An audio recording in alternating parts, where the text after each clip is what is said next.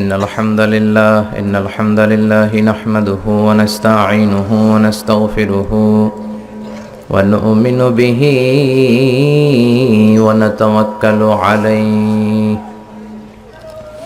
ونعوذ بالله من شرور أنفسنا ومن سيئات أعمالنا من يهده الله فلا مضل له ومن يضلل فلا هادي له أي فلن تجد له وليا مرشدا ونشهد أن لا إله إلا الله وحده لا شريك له هو الذي لا ضد له ولا ند له لا مثل له ولا مثيل له لا وزير له ولا كفيل له لا شبه له ولا شبيه له لا ولد له ولا والد له وهو الواحد الفرد الصمد لم يلد ولم يولد ولم يكن له كفوا أحد ونشهد أن سيدنا ونبينا وحبيبنا وبشيرنا ونذيرنا وطبيبنا وطبيب أرواحنا وحبيبنا وحبيب ربنا محمدا عبد الله ورسوله أرسله بالحق بشيرا ونذيرا وداعيا إلى الله بإذنه وسراجا منيرا أما بعد فقد قال الله تعالى في كلامه المجيد وفي فرقانه الحميد أعوذ بالله من الشيطان الرجيم بسم الله الرحمن الرحيم وقضى ربك ألا تعبدوا إلا إياه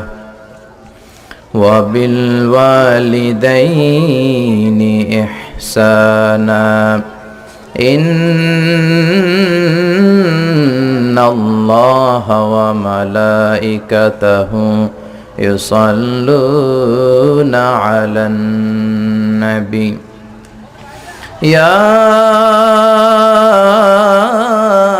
أيها الذين آمنوا صلوا عليه وسلموا تسليما اللهم صل على محمد وعلى آل محمد كما صليت على إبراهيم وعلى آل إبراهيم إنك حميد مجيد اللهم بارك على محمد وعلى آل محمد كما باركت على إبراهيم وعلى آل إبراهيم إنك حميد مجيد আপনারা সবাই কেমন আছেন? আলহামদুলিল্লাহ। আমরা সুখে দুঃখে সবসময় আলহামদুলিল্লাহ বলতে অভ্যস্ত, ঠিক কি না? আলহামদুলিল্লাহ বললে আল্লাহ আরো ভালো রাখবে, অবস্থার আরো পরিবর্তন করে দিবে, ভালো থেকে আরো ভালো করে দিবে। আর আলহামদুলিল্লাহ না বললে অবস্থা যা আছে ওইটার আরো খারাপ করে দিবে, ঠিক কি না? জহরাল ফাসাদু ফিল বাররি ওয়াল বাহর বিমা কাসাবাত আইদিন নাস। জলে স্থলে এই যে অগ্নিকাণ্ড, ফাসাদ, ভূমিকম্প, বন্যা, মারামারি, পেট্রোল বোমা, হরতাল, এগুলো তোমাদের হাতের কামাই, ঠিক কি না? আমরা যদি ভালো হয়ে যাই, আমরা যদি নামাজি হয়ে যাই, আমরা যদি মুত্তাকি হয়ে যাই, আমরা যদি আল্লাহ ওয়ালা হয়ে যাই, এই ঝড় তুফানও আসবে না, এই ভূমিকম্প আসবে না, হরতাল হবে না, মারামারি হবে না, দেশটারে শান্তির একটা টুকরায় পরিণত করে দিবে কে? এজন্য সবসময় শুকরিয়া করব কার? শুকরিয়া করলে আল্লাহ নেয়ামত বাড়ায় দেয়। লা ইন শাকারতুম লা আযীদান্নাকুম ওয়া লা ইন কাফারতুম ইন্না আযাবি লাশাদীদ। যদি নেয়ামতের শুকরিয়া করো তো নেয়ামত বাড়ায় দিব, আর যদি কুফরি করো আযাব দিব। এখন আমরা কি আযাব চাই না নেয়ামত চাই? নেয়ামত চাইলে শুকরিয়া করব কার? সবসময় আল্লাহর শুকরিয়া করব। আল্লাহ তাআলা বেশি বেশি আল্লাহ তাআলা শুকরিয়া করে তার মুকাররাবিন বান্দাদের অন্তর্ভুক্ত আমাদেরকে হওয়ার তৌফিক দান করুক। আমরা পড়ি আমিন। আনন্দপুর গ্রামবাসীর উদ্যোগে আজকের মাহফিল চমৎকার। আপনাদের গ্রামের নাম আনন্দপুর। খুব আনন্দে আছেন আপনারা। সারা দেশ আছে কষ্টে, আপনারা আছেন আনন্দে। সারা দেশে নানা ধরনের বিপর্যয়, ঠিক কিনা? তো এর মধ্য দিয়েও আমরা আনন্দে থাকতে চাই। আল্লাহ আমাদেরকে আনন্দে রাখুক। আনন্দপুরের সব ঘরে ঘরে আল্লাহ তাআলা আনন্দের হিল্লোল বইয়ে দিক। 6 ফেব্রুয়ারি 2018 মঙ্গলবার বিকাল 3টা হইতে আনন্দপুর ছাড়বা জামে মসজিদ প্রাঙ্গণ আজকের এই তাফসীরুল কোরআনের মাহফিল। আমাকে রেখেছেন আপনারা আলোচক হিসেবে, আপনাদের শুকরিয়া। লিখেও দিয়েছেন আলোচনা সন্ধ্যা 6টা। এটা খুব ভালো। কে কোন আলোচক কয়টার দিকে বসবে এটা সবার জানা থাকলে এটা সবার জন্য সুবিধা। খুব চমৎকার অ্যারেঞ্জমেন্ট, মাশাআল্লাহ। আমার পরপরই কথা বলবেন হযরত মাওলানা বেলাল হোসেন হেলালি, ধর্মীয় আলোচক, মোহনা টেলিভিশন, ঢাকা। উনি কিন্তু খুব চমৎকার কণ্ঠে আলোচনা করে, শুনবেন ওনার আলোচনা। আল্লাহ কবুল করো। যারাই আপনারা এসেছেন, যারাই টাকা দিয়ে, পয়সা দিয়ে, বুদ্ধি দিয়ে, পরামর্শ দিয়ে আজকের এই চমৎকার কোরআনের বাগানটারে সফল করলেন, তাদের সবাইকে আন্তরিক মোবারকবাদ জানাই এবং আল্লাহ তাআলার কাছে আমরা ফরিয়াদ করি যেন আল্লাহ তাআলা আমাদের আজকের এই বসাটাকে, এই শোনাটাকে আমাদের নাজাতের ওসিলা বানায়। আমরা আল্লাহর কাছে শুধু নাজাত চাই। আল্লাহ বিচারের পরে যদি বলে তোদেরকে নাজাত দিলাম, আমাদের আর কিছু লাগবে? আমরা আল্লাহর কাছে কি বিচার চাই নাকি নাজাত? জোরে বলেন। রোজ হাসরে আল্লাহ আমার করোনা বিচার, আল্লাহ করোনা বিচার, বিচার চাহি না তব দয়া চাহে এ গুনাহগার, আল্লাহ করোনা বিচার। পড়ে না আমিন। আমরা কি বিচার চাই না দয়া চাই? কোন বিচার টিচার আমরা চাই না। আমরা আল্লাহর দয়া দিয়ে জান্নাতে যেতে চাই, ঠিক কি না? বনি ইসরাইলের একজন আবেদ অনেক ইবাদত করেছিলেন আল্লাহর। সে রাতে ঘুমাতো কম, খাইতো কম। এরকম একজন আবেদ, in the day of judgement Allah তাআলা তাকে বলবে, ইয়া আবদি উদখুলিল জান্নাতা বিরহমাতি, হে আমার গোলাম, আমার দয়ায়, আমার রহমতে তুমি জান্নাতে ঢুকে যাও। বনি ইসরাইলের এই আবেদ বলবে, বালবি আমালি, আপনার দয়া দিয়ে ঢুকা লাগবে কেন? আমি আমার আমল দিয়ে জান্নাতে যেতে চাই। নামাজ তো আমি কম পড়ি নাই, তাহাজ্জুদ তো আমি কম গুজার ছিলাম না, জিকির তো কম করি নাই, তো আপনার রহমতে যাওয়া লাগবে কেন? আমি জান্নাতে যেতে চাই আমার আমল দিয়ে। আল্লাহ বলবে, বড় ভুল করলি রে বান্দা, কারণ আমি হচ্ছি বড় সাহেব, রাজাধিরাজ, আমার সাথে হিসাব নিকাশ চলে না। ঠিক আছে, তুই যখন হিসাব নিকাশ করতে চাস, লেটস মেক এ ক্যালকুলেশন, চল একটা হিসাব করি। তোর সারা জীবনের ইবাদতগুলো, আমলগুলো একটা দাঁড়িপাল্লায় রেখে দে, আর আমি যে দয়া করে মায়া করে তোকে একটা চোখ দিয়েছি, এই চোখটা আরেক পাল্লায় রেখে দে। এরপরে ওজন দেওয়ার পর দেখা যাবে মুহূর্তের মধ্যে চোখের পাল্লাটা ভারী হয়ে যাবে। শুধু চোখের যে নেয়ামত দিয়েছে এই পাল্লাটা ভারী হয়ে যাবে। আল্লাহ বলবেন, have a look to the calculation, তুই না হিসাব করতে চাইছিলি, এবার হিসাব করে দেখ। হিসাব বলে তুই এখন জাহান্নামে যাবি, go to the hell fire, জাহান্নামে যা। এবার সে হাত জোর করে ক্ষমা চাইবে, আল্লাহ আমি বুঝি নাই, আমি আন্দাজ করতে পারি নাই আপনার রহমতের দরিয়া যে এত বড়, আপনি যে রহমত দিয়ে আমাদেরকে ধন্য করেছেন, আমার ইবাদত যে আপনার দয়ার সামনে কিচ্ছু না। আল্লাহ আমি হিসাব চাই না, যোগ বিয়োগ চাই না, ক্যালকুলেশন চাই না, আমি আপনার রহমতে জান্নাত চাই। আল্লাহ বলবে now you are on the right track, এখন তুমি লাইনে আসছো বান্দা, এখন তুমি লাইনের কথায় আসছো। কেউ তার আমল দিয়ে জান্নাত পেতে পারে? আল্লাহ বলবে উদখুলিল জান্নাতা বিরহমাতি, go to the paradise with my mercy, আমার দয়ায়, আমার রহমতে, আমার ভালোবাসায় এবার জান্নাতে ঢুকে যা। এজন্য আমাদের যে আমল, ভাঙ্গাচুরা নামাজ, রোজা, ইবাদত, এগুলো তো কোনো আমলই না, এগুলো মিজানের পাল্লায় কোনো ওজনই হবে না, ঠিক কি না? তবে আমাদের ভরসা আছে একটা, আল্লাহর দয়া, ঠিক কি না? এটার উপর ভরসা আছে না ভরসা আমলের উপর? আমলের উপর যারা ভরসা করছেন এদের সব শেষ। কিন্তু আল্লাহর দয়ার উপর যাদের ভরসা, আল্লাহর রহমতের উপর যাদের ভরসা, তাদেরকে পার করে দিবে কে? কেউ যেটা পারে না পারে কে? কেউ যেটা বোঝে না বুঝে কে? কেউ যেটা দেখে না দেখে কে? আমরা আল্লাহর দয়া চাই, আমরা আল্লাহর কাছে নাজাত চাই। আমরা শুরুতে আল্লাহ রাব্বুল ইজ্জাত ওয়াল জালালের দরবারে শুকরিয়া জানাই যে আল্লাহ তাআলা এরকম চমৎকার একটা পরিবেশে আমাদেরকে মহাবিশ্বের মহাবিশ্বয় মহাগ্রন্থ আল কোরআন আল কারীম থেকে কথা শুনবার জন্য একত্রিত হওয়ার তৌফিক এনায়েত করেছেন। আসুন সবাই হৃদয় নিংড়ানো মনের সবটুকুন ভালোবাসাকে উজাড় করে দিয়ে, সিংহ শার্দুলের মতো গর্জন করে, আকাশ বাতাস প্রকম্পিত করে,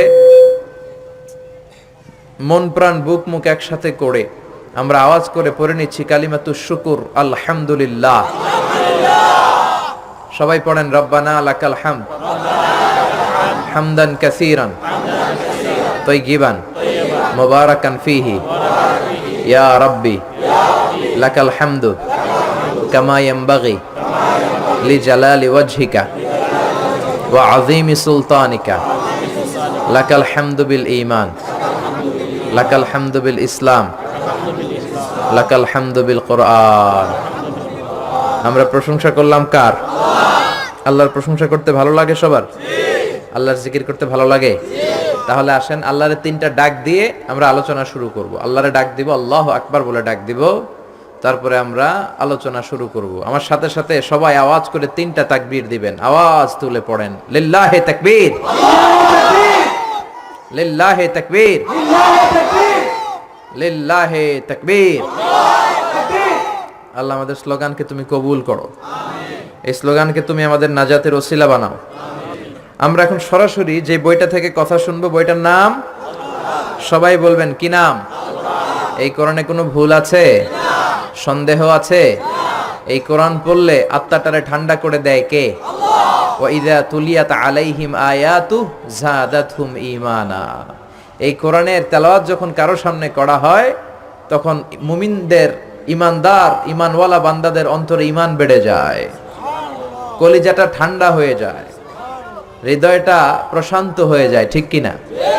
এই কোরআনের এমন সম্মোহনী শক্তি, এমন অ্যাট্রাকটিভ পাওয়ার এই কোরআনের ভেতরে আছে। এই কোরআনের তেলাওয়াত শুনলে, তাফসির শুনলে শুধু মুমিনদের হৃদয়ই ঠান্ডা হয় না, কাফিরদের হৃদয়ও ঠান্ডা হয়ে যায়। চিল্লা এখন ঠিক কিনা? পৃথিবী বিখ্যাত কারি আব্দুল বাসেত ইবনে আব্দুস সামাদ, ওনাকে নিয়ে মিশরের প্রেসিডেন্ট জামাল আব্দুল নাসের সোভিয়েত ইউনিয়নে একটা ট্যুর করেছিল, সাথে ছিল ওনার মন্ত্রী বহর। তো রাশিয়ার প্রেসিডেন্টের কাছে উনি মন্ত্রীদের পরিচয় করায় দিচ্ছে। আগে এটার নাম ছিল সোভিয়েত ইউনিয়ন, এখন এটাকে আমরা কি বলি? রাশিয়া বলি। তো জামাল আব্দুল নাসের রাশিয়ার প্রেসিডেন্টের কাছে পরিচয় করায় দিচ্ছে, this is my home minister, this is my finance minister, this is my education minister. এটা আমার এই মন্ত্রী, ওই মন্ত্রী। আর মিশরের সবগুলো মন্ত্রী সুটেড বুটেড, প্যান্ট পরা, শার্ট পরা, টাই পরা প্রত্যেকে। তো সবাইকে যখন পরিচয় করানোর পর্ব শেষ, রাশিয়ার প্রেসিডেন্ট বলে, এই যে জুব্বা পরা লোক, এটা আবার কোন মন্ত্রী? জামাল আব্দুল নাসির বলেন, না এটা কোনো মন্ত্রী না, এটা আমাদের কারি। এটা আমাদের কি? রাশিয়ার প্রেসিডেন্ট বলে, কারি আবার কি? তারা তো কারিটারি কি বুঝে না, ঠিক কিনা?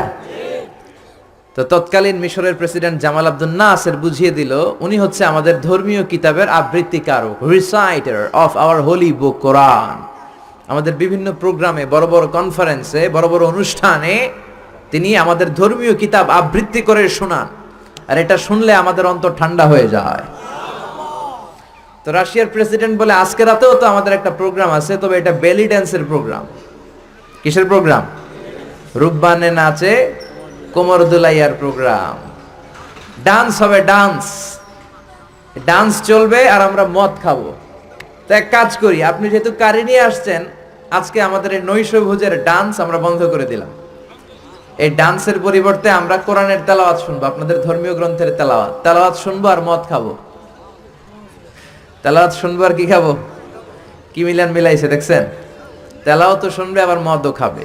তো জামাল আব্দুল নাসের রাজি হলেন, ঠিক আছে আমি আমার কারি সাহেবকে রাজি করাবো। তো কারি আব্দুল বাসেত ইবনে আব্দুস সামাদ উনি রাজি হলেন, উনি তেলাওয়াত করবেন।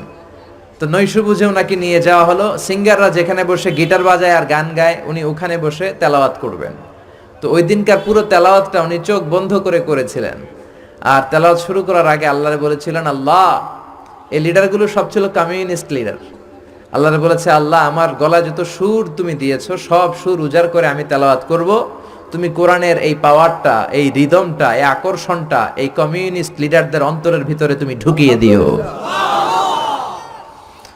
তো সবার হাতে glass, whisky, red wine, alcohol, মদ। এখনই মদ খাওয়া শুরু করবে। কারি আব্দুল বাসিত ইবনে আব্দুস সামাদ তেলাওয়াত শুরু করলেন, আউযু বিল্লাহি মিনাশ শাইতানির রাজীম। উনি চোখ বন্ধ করে তেলাওয়াত শুরু করলেন। উনি তেলাওয়াত শুরু করার সাথে সাথে সবাই মদের বোতল আর গ্লাস রেখে দিয়ে ওনার তেলাওয়াত শুনতে শুরু করে দিল। ওনার গলায় এমন সম্মোহনী শক্তি ছিল, কেউ তেলাওয়াত শুনলে অবাক হয়ে যেত। তারা মদও খায় না, মদের বোতলের দিকে তাকায়ও না, মদের গ্লাসও হাতে নেয় না, শুধু আব্দুল বাসেদের দিকে তাকিয়ে আছে। তেলাওয়াত শুনতে শুনতে মনের অজান্তে ওদের চোখ দিয়ে পানি নামতে শুরু করলো, কাঁদতে শুরু করেছে। দীর্ঘ লম্বা সময় কারি আব্দুল বাসিত ইবনে আব্দুস সামাদ ওনার গলায় যত সুর ছিল সব সুরের ঝংকার উজাড় করে উনি তেলাওয়াত করলেন। আর কমিউনিস্ট লিডাররা মনের অজান্তে প্রাণ ভরে কাঁদলো। তেলাওয়াত শেষ। এবার মিশরের প্রেসিডেন্ট জামাল আব্দুল নাসের রাশিয়ার প্রেসিডেন্ট এবং কমিউনিস্ট লিডারদেরকে জিজ্ঞেস করলো, আপনারা কাঁদলেন কেন? আপনারা কি আমাদের কারি সাহেবের তেলাওয়াতের অর্থ বুঝতে পেরেছেন? তারা বলে, না, we didn't understand a single word he recited in front of us. আমাদের সামনে যে তেলাওয়াত হয়েছে এর একটা শব্দও বুঝি নাই। তো কাঁদলেন কেন? তারা বলে, জানি না, তেলাওয়াতটা শোনার সাথে সাথে আমাদের হৃদয়টা ঠান্ডা হয়ে গেল। এত সুন্দর আবৃত্তি আমরা জীবনে শুনি নাই। আমাদের হৃদয়ে আসলে অনেক জ্বালা, অনেক যন্ত্রণা, অনেক দুঃখ, কষ্ট, এগুলোকে ভুলে থাকার জন্য আমরা রাত্রিবেলা বেলি ড্যান্স দেখি আর মদ খাই। তো এরকম কারি যদি আমাদের দেশে থাকতো, আমরা বেলি ড্যান্স বাদ দিয়ে প্রতিদিন রাতে কোরআনের তেলাওয়াত শুনতাম। সুবহানাল্লাহ কইতে পারলেন না? ওই কোরআন আজও আমাদের সামনে আছে না নাই? এই কোরআনে কোনো ভুল নাই, কোনো সন্দেহ নাই। এই কোরআন শুধু মুমিনদের হৃদয়কে বিগলিত করে না, কাফিরদের হৃদয়কেও বিগলিত করে দেয়। চিল্লায় বলেন ঠিক কি না? গোটা বিশ্বের সবাই মিলেও যদি এরকম আর একটা কার্বন কপি মানুষকে উপহার দিতে যায়, বিশ্ববাসী ব্যর্থ হবে। কোরআনের মতো দ্বিতীয় কোনো বই তৈরি করা সম্ভব না। চিল্লায় এখন ঠিক কি না?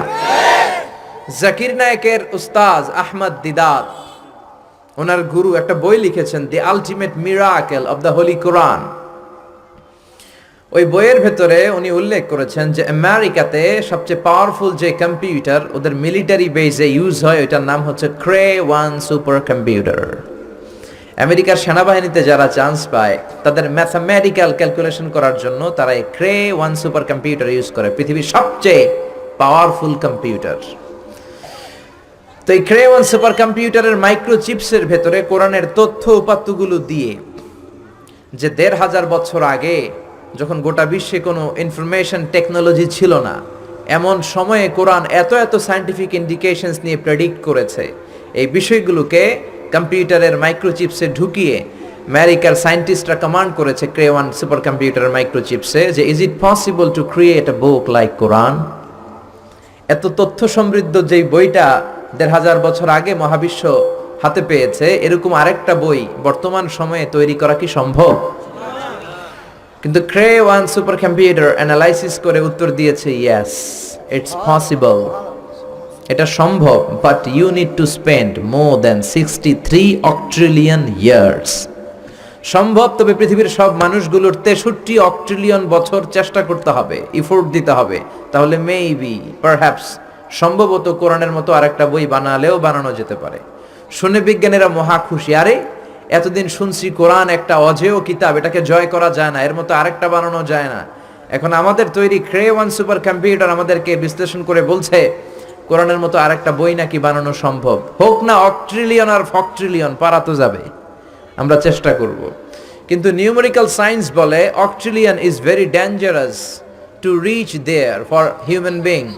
মানুষের জন্য এটা খুব ভয়ের কথা, ভয়ঙ্কর কথা যে অক্ট্রিলিয়ন পর্যন্ত মানুষ পৌঁছবে। 63 অক্ট্রিলিয়ন বছর তো অনেক দূরের কথা, 63 বছরই তো আমরা বাঁচি না, ঠিক কিনা? যারা সংখ্যাতাত্ত্বিক নিয়ম জানেন তারা জানেন যে সংখ্যা শুরু করি আমরা একক দিয়ে, তারপরে শতক, তারপরে সহস্র, তারপর উজুত, তারপরে লক্ষ, নিযুত, কোটি, million, billion, trillion, zillion, pillion, তারপরে হচ্ছে অক্ট্রিলিয়ন। তাও 1 2 3 অক্ট্রিলিয়ন নয়, 63 অক্ট্রিলিয়ন যদি পৃথিবীর সব মানুষ হায়াত পায় আর তাদের কাজকর্ম সব রেখে দিয়ে যদি কোরআনের মতো এরকম একটা বিস্ময়কর কিতাব তারা বানাতে চায়, কোরআনের মতো সমৃদ্ধ করে, তাহলে পৃথিবীর সব মানুষগুলো 63 অক্ট্রিলিয়ন বছর চেষ্টা করলে তাও মেবি আছে না নাই, পারহ্যাপস আছে না নাই, সম্ভবত কোরআনের মতো আরেকটা বই বানালেও বানানো যেতে পারে। কিন্তু সর্বশেষ লজিক্যাল আর্গুমেন্টের দিকে তাকিয়ে কম্পিউটারের সর্বশেষ অ্যানালাইসিস হচ্ছে actually it's quite impossible to create a book like Quran. আসলে পৃথিবীর মানুষের জন্য এই কোরআনের মতো আরেকটা বই বানানো অসম্ভব, চিল্লা এখন ঠিক কিনা? কারণ পৃথিবীর সবগুলো মানুষের 63 অক্ট্রিলিয়ন বছর বাঁচাও সম্ভব না, আর কোরআনের মতো আরেকটা বই বানানো সম্ভব। এজন্য এই কোরআনের সাথে টক্কর দিতে এসে, পাল্লা লাগতে এসে মানুষগুলো হয়রান হয়ে যায়, মানুষগুলো পিছিয়ে পড়ে, আর কোরআনের ভুল খুঁজতে এসে নিজের জীবনের বড় ভুলটা খুঁজে পায়, চিল্লা এখন ঠিক কিনা? এজন্য এই কিতাব পেয়ে আমরা খুশি না বেজার?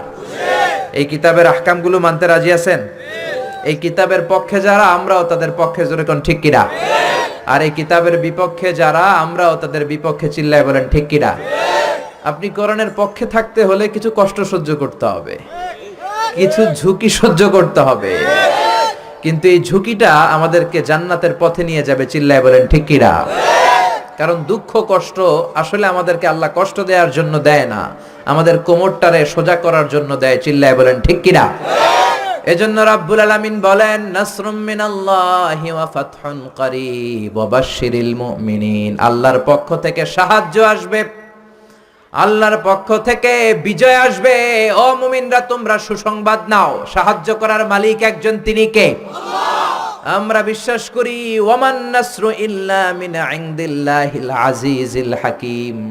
সাহায্য বা বিজয় দিতে পারে একজন, তিনি কে? আল্লাহ। কিন্তু সেজন্য পাক্কা ঈমান থাকার দরকার আছে না নাই? জুলুম নির্যাতন শক্তি করার মতো, হজম করার মতো শক্তি বা ক্ষমতা আমাদের ভেতরে থাকার দরকার আছে না নাই? আযাব আর গজব যত বেশি হবে, বিজয়ের পতাকা তত তাড়াতাড়ি উড়বে, ঠিক কি না? অন্ধকার যত বেশি হয়, ঘুটঘুটে অন্ধকার, যখন রাত হবে সকাল হওয়ার সময়টা নিকটবর্তী হতে থাকে। একজন গর্ভবতী মায়ের প্রসব বেদনা যখন খুব বেশি বাড়তে থাকে, নতুন মেহমান আসার সময় ঘনাতে থাকে, চিল্লা এখন ঠিক কিনা? আযাব, গজব, জুলুম, নির্যাতন, অত্যাচার, জেল, জরিমানা, ফাঁসি যখন বাড়তে থাকে, কালেমার পতাকা পতপত করে উড়ার সময় নিকটবর্তী হতে থাকে, চিল্লা এখন ঠিক কিনা? কোন জমিনে যদি কারো উপরে জুলুম করা হয়, রব্বুল আলামিন ওই জমিনের মালিকানা ওই মাজলুমদের হাতে দিয়ে দেয়। কোন জমিনে যদি কারো রক্ত ঝরে, জমিনটা আল্লাহ তাদেরকে দেয়। আর যারা রক্ত ঝরায়, জুলুম করে, তারা পালাবার জায়গাটাও পায় না। ইতিহাস এটার প্রমাণ আমাদের কাছে দিয়ে দিয়েছে। ফেরাউন পালাবার জায়গাটাও পায় নাই, নমরুদ পালানোর জায়গাও পায় নাই। বনি ইসরাইলের হাতে পুরো মিশরের দায় দায়িত্ব দিয়ে দিয়েছে কে? আল্লাহ। পৃথিবীতে কেউ তো স্থায়ী হয় না, হোক না সে ফেরাউন কিবা নমরুদ। কেউ ভাবে চিরদিন রয় না, কেউ ভাবে চিরকাল রয় না। পৃথিবীতে কেউ তো স্থায়ী হয় না, হোক না সে ফেরাউন কিবা নমরুদ। কেউ ভাবে চিরদিন রয় না, কেউ ভাবে চিরকাল রয় না। জোরে বলেন ঠিক কিনা? এক রাতের ব্যবধানে পট পরিবর্তন করে দিতে পারে কে? আল্লাহ। এজন্য রাব্বুল আলামিন বলেন নাসরুম মিনাল্লাহি ওয়া ফাতহুন করিব। সাহায্য আল্লাহর পক্ষ থেকে, বিজয় নিকটবর্তী, কিন্তু পাক্কা ঈমানদার হওয়ার দরকার আছে না নাই? কোরআনের পথে থাকার দরকার আছে না নাই? জেল জরিমানা হজম করার দরকার আছে না নাই? এই কোরআনের পথে যতই বিপদ আসুক, যতই ঝুঁকি আসুক, যতই হুমকি ধমকি আসুক, এই কোরআনের পথ আমরা ছাড়তে রাজি না। চিল্লা এখন ঠিক কিনা? এই কোরআনের জন্য আমরা জীবন বাজি রাখতে পারি। রাজি আছে মুসলমান? কারা কারা রাজি? দু হাত উঁচু করে আল্লাহর দেখাও।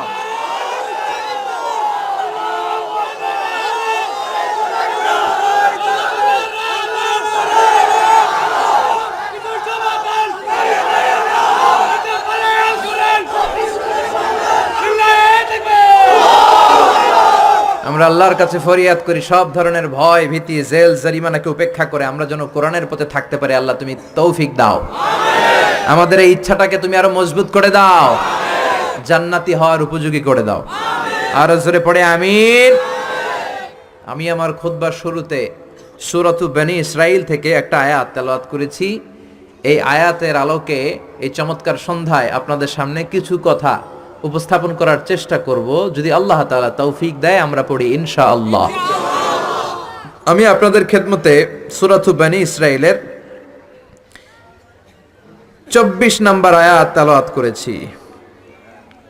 এই 24 নম্বর আয়াতের আলোকে আপনাদের সামনে কিছু কথা বলবো। আল্লাহ তাআলা এই আয়াতে ওনার স্পেশাল দুইটা ফয়সালার কথা জানিয়ে দিয়েছেন। কয়টা? চিল্লায় বলেন না। এই ফয়সালাগুলোর কোনোদিন পরিবর্তন হবে না, আনচেঞ্জেবল ডিসিশন। অনর ফয়সালা দুইটা। কয়টা? রব্বুল আলামিন বলেন, وَقَضَى رَبُّكَ أَلَّا تَعْبُدُوا إِلَّا إِيَّاهُ وَبِالْوَالِدَيْنِ إِحْسَانًا। আমি আল্লাহর স্পেশাল দুইটা ফয়সালা, আমি আল্লাহর বিশেষ দুইটা ডিসিশন, এগুলো অনর ডিসিশন, এগুলোর নড়চড় হবে না। কথাটা কার? আল্লাহ। প্রথম ডিসিশন হলো আল্লাহ তা'বুদু ইল্লা ইয়্যা, শুধুমাত্র কেবলমাত্র একমাত্র আল্লাহর জন্য হবে ইবাদত, আল্লাহ ছাড়া কারো ইবাদত করা যাবে না। ঠিক কি না? এটা আল্লাহর দুইটা স্পেশাল ফয়সালার প্রথম ফয়সালা। আমরা কি একমত? দ্বিমত নাই কেউ? থাকতে পারে দুই একজন। কেউ দ্বিমত নাই? সবাই একমত? আল্লাহ বললেন আল্লাহ তা'বুদু ইল্লা ইয়্যাহ, আমার স্পেশাল ফয়সালা দুইটা ফয়সালা, অনর ফয়সালা। এই ফয়সালাগুলোর কোনো নড়চড় হবে না। প্রথম ফয়সালা ইবাদত হবে শুধুমাত্র একজনের, তিনি হলেন আমাদের আল্লাহ। জিকির হবে শুধুমাত্র আমাদের আল্লাহর, সেজদা দেব শুধু একজনকে, তিনি কে? এজন্য রাব্বুল আলামিন বলেন, ওয়ামা খালাকাতুল জিন্না ওয়াল ইনসা ইল্লা লিয়াবুদুন। আমি জিন জাতি আর মানব জাতি, এই দুইটা জাতিকে শুধুমাত্র সৃষ্টি করেছি আমার ইবাদতের জন্য। আমাদেরকে এবং জিন জাতিকে সৃষ্টি করার মূল উদ্দেশ্য তার ইবাদত করা, তার গোলামি করা। আমরা তার গোলাম, গোলামের ঘরের গোলাম, বান্দির ঘরের গোলাম, আমাদের 14 গোষ্ঠী তার গোলাম। চিল্লা এখন ঠিক কিনা? আল্লাহ বললেন তোদেরকে সৃষ্টি করার উদ্দেশ্যই হলো গোলামি করা। আল্লাহ তা'বুদু ইল্লা ইয়্যাহ, শুধুমাত্র ইবাদত হবে আল্লাহর, আল্লাহ ছাড়া কারো ইবাদত চলবে না। এই জন্য প্রত্যেক নামাজে সূরাতুল ফাতিহার মধ্যে আমরা আল্লাহরে ডেকে বলি, আল্লাহ ইহদিনাস সিরাতাল মুস্তাকিম। ও আল্লাহ, আপনি আমাদেরকে সিরাতুল মুস্তাকিম দেন।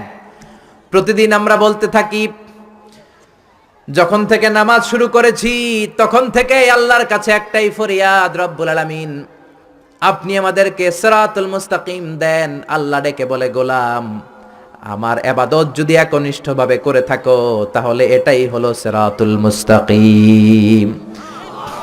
ওয়া আনি'বুদুনি হাযা সিরাতুম মুস্তাকিম। আমি আল্লাহর ইবাদত যদি তোমরা করো, জেনে রাখবা তোমরা সিরাতুল মুস্তাকিমের উপরে আছো। ঠিক কি না? এজন্য আপনি যদি দেখেন আপনার সেজদাটা শুধু মসজিদেই পড়ে, মাজারে পড়ে না, তার মানে আপনি সিরাতুল মুস্তাকিমের উপর আছেন না নাই? আর যদি দেখেন সেজদা কিছু মসজিদেও যায়, কিছু মাজারেও যায়, তার মানে ভেজাল আছে না নাই? সেজদা পাওয়ার অধিকারী একজন, তিনি কে? কেউ ফিরে না খালি হাতে, খাজারে তোর দরবারেতে। বলে বলে বলা যাবে? দরবার থেকে খালি হাতে ফিরে না কে বলছে? কত দরবারে লোকজন যায়, ব্যাগ হারায়, দামি মোবাইল হারায়, টাকা হারায়, জুতা হারায়, পরে খালি হাতে খালি পায়ে ফিরে আসে, আছে না নাই? একটা দরবার থেকে কেউ কোনোদিন খালি হাতে ফিরে না। দরবারটা কার দরবার? কেউ ফিরে না খালি হাতে, আল্লাহর তোর দরবারেতে। পড়েন সবাই, কেউ ফিরে না। এই জন্য এই পৃথিবীতে যত নবী এসেছেন, যত রাসূল এসেছেন, সব নবী রাসূলের দাওয়াত ছিল একটা, ইবাদত হবে একজনের। কার? ইয়া কওমি ইবুদুল্লাহ মা লাকুম মিন ইলাহিন গায়রুহু আফালা তাত্তাকুন। সব নবীরা বলেছে, আমার স্বজাতির লোকেরা, ও আমার জাতি ভাইয়েরা, ও আমার উম্মতেরা, কি হলো তোমাদের? আল্লাহর ইবাদত করো না কেন? মূর্তির ইবাদত ছাড়ো, রহমানের সিজদায় লুটিয়ে পড়ো। ইবাদত করতে হবে একজনের, তিনি কে? তার মানে আল্লাহর দুইটা স্পেশাল ডিসিশনের প্রথম ডিসিশন, ইবাদতের মালিক হলেন একজন, তিনি কে? ইবাদত যাকে করা হয়, আল্লাযী ইউবাদ, তাকে বলে মা'বুদ। যার ইবাদত হয় তাকে আরবিতে কি বলে? আমাদের মা'বুদ একজন, তিনি কে? তাহলে আল্লাহর এই প্রথম ফয়সালার সাথে সবাই একমত, কোনো দ্বিমত নাই। এরপরে আল্লাহ বললেন আমার 2 নাম্বার ফয়সালা শোনো, ওয়াবিল ওয়ালিদাইনি ইহসানা। ইবাদত হবে আল্লাহর, ইহসান হবে মাতা পিতার। 2 নাম্বার ফয়সালা হলো ওয়াবিল ওয়ালিদাইনি ইহসানা, মাতা পিতার সাথে ইহসান করো। কার কথা? ইহসান মানে ভালো আচরণ, ইহসান মানে সদাচরণ, ইহসান মানে খেদমত, ইহসান মানে মা বাবার কাছে দোয়া চাওয়া, ইহসান মানে নিজের ক্ষমতা মা বাবার পায়ের সামনে বিছিয়ে দেয়া, ইহসান মানে রহমতের চাদর মায়ের পায়ের সামনে বিছিয়ে দেয়া। জোরে বলেন ঠিক কি না? পৃথিবীর সব আল্লাহর ওলিগুলো যদি এই পুরো কোরআনুল কারীমকে খতম দিয়ে একটা গ্লাসের পানির মধ্যে ফু দেয়, আর আপনার মা যদি আরেকটা গ্লাসের পানির মধ্যে শুধু বিসমিল্লাহ বলে ফু দেয়, আল্লাহর কসম আপনার মায়ের দোয়াটা কবুল হয়ে যাবে। ঠিক কি না? মায়ের দোয়া সবচেয়ে বড় দোয়া। অনেকে আছে ওই মা বাবার কাছে দোয়া চায় না। আরে আপনার বাবা আপনার বড় পীর সাহেব, আপনার মা আপনার বড় পীর সাহেব। মা বাবা থুইয়া বাবার দরবারে যাইয়া বাবার দরবারের কবরের উপরে মশারি দিয়ে আসে, এরকম ডাকাত আছে না নাই? যেই লোকটা মাজারে মশারি দেয়, দেখবেন ওর বাপেরে মশায় কামড়ায়, ওর মারে মশায় খায়, আছে না নাই? এজন্য আল্লাহ বললেন আমার দ্বিতীয় ফয়সালা, ওয়াবিল ওয়ালিদাইনি ইহসানা, মাতা পিতার সাথে ইহসান করবা। ইবাদত হবে আল্লাহর, ইহসান হবে মাতা পিতার। তাহলে প্রথম ফয়সালা হলো ইবাদত আল্লাহর, দ্বিতীয় ফয়সালা হলো মাতা পিতার সাথে ইহসান করতে হবে। কার কথা? দ্বিতীয় ফয়সালার সাথে কোনো দ্বিমত আছে? এটাও একমত। আল্লাহর ইবাদত করা কি ফরজ না নফল? আল্লাহর ইবাদত যেমনি ফরজ, মাতা পিতার প্রতি ইহসান করা এটাও ফরজ। ঠিক কি না? মা বাবার সাথে ভালো আচরণ, ইহসান, এটা নফল নয়, এটা অপশনাল নয়, এটাকে কম্পালসারি করে দিয়েছে কে? আমরা বললাম আল্লাহ আপনার 2টা ফয়সালার সাথে আমরা একমত, কিন্তু আপনার ইবাদত কেমন করে করব আমরা বুঝলাম, কিন্তু মা বাবার সাথে ইহসান কেমন করে করতে হয় আমরা জানি না। ইহসান কাকে বলে আমাদেরকে বুঝায়া দেন। রব্বুল আলামিন নিজেই ইহসানের ব্যাখ্যা দিতে শুরু করলেন। ইম্মা يبلغن عندك الكبر أحدهما أو كلاهما فلا تقل لهما أف। আল্লাহ নিজেই ইহসানের ব্যাখ্যা দিয়ে বলছেন, ইহসানের প্রথম ব্যাখ্যা হলো মা বাবা একজন কিংবা 2জন যখন বার্ধক্যে উপনীত হয়ে যায়, মা বাবা আর একজন কিংবা 2জন যখন বয়সে উপনীত হয়ে যায়, তাদের কোনো কাজের কারণে নাক ছিটকানো যাবে না। এটাই ইহসান। কোন সুবহানাল্লাহ। মা বাবা যখন বয়সে পৌঁছে যায়, আমাদের অনেকের আব্বা আম্মার বয়স হয়ে গেছে না? আমার আব্বারই তো বয়স হয়ে গেছে 60-এর উপরে। তো আপনারা যারা, আপনাদের আব্বার বয়স 60-70 হয়ে যাবে। আল্লাহ বললেন বাবা মার বয়স যখন 70-80-তে চলে যায়, খবরদার তাদের কোনো কাজে নাক ছিটকাবা না, তাদের কোনো কর্মকাণ্ডে আহ শব্দটাও বলবা না। কথাটা কার? কারণ তোমরা যখন ছোট ছিলা, তোমাদের কোনো কর্মকাণ্ডে তোমার বাবা মা কিন্তু নাক ছিটকায় নাই। ঠিকই না?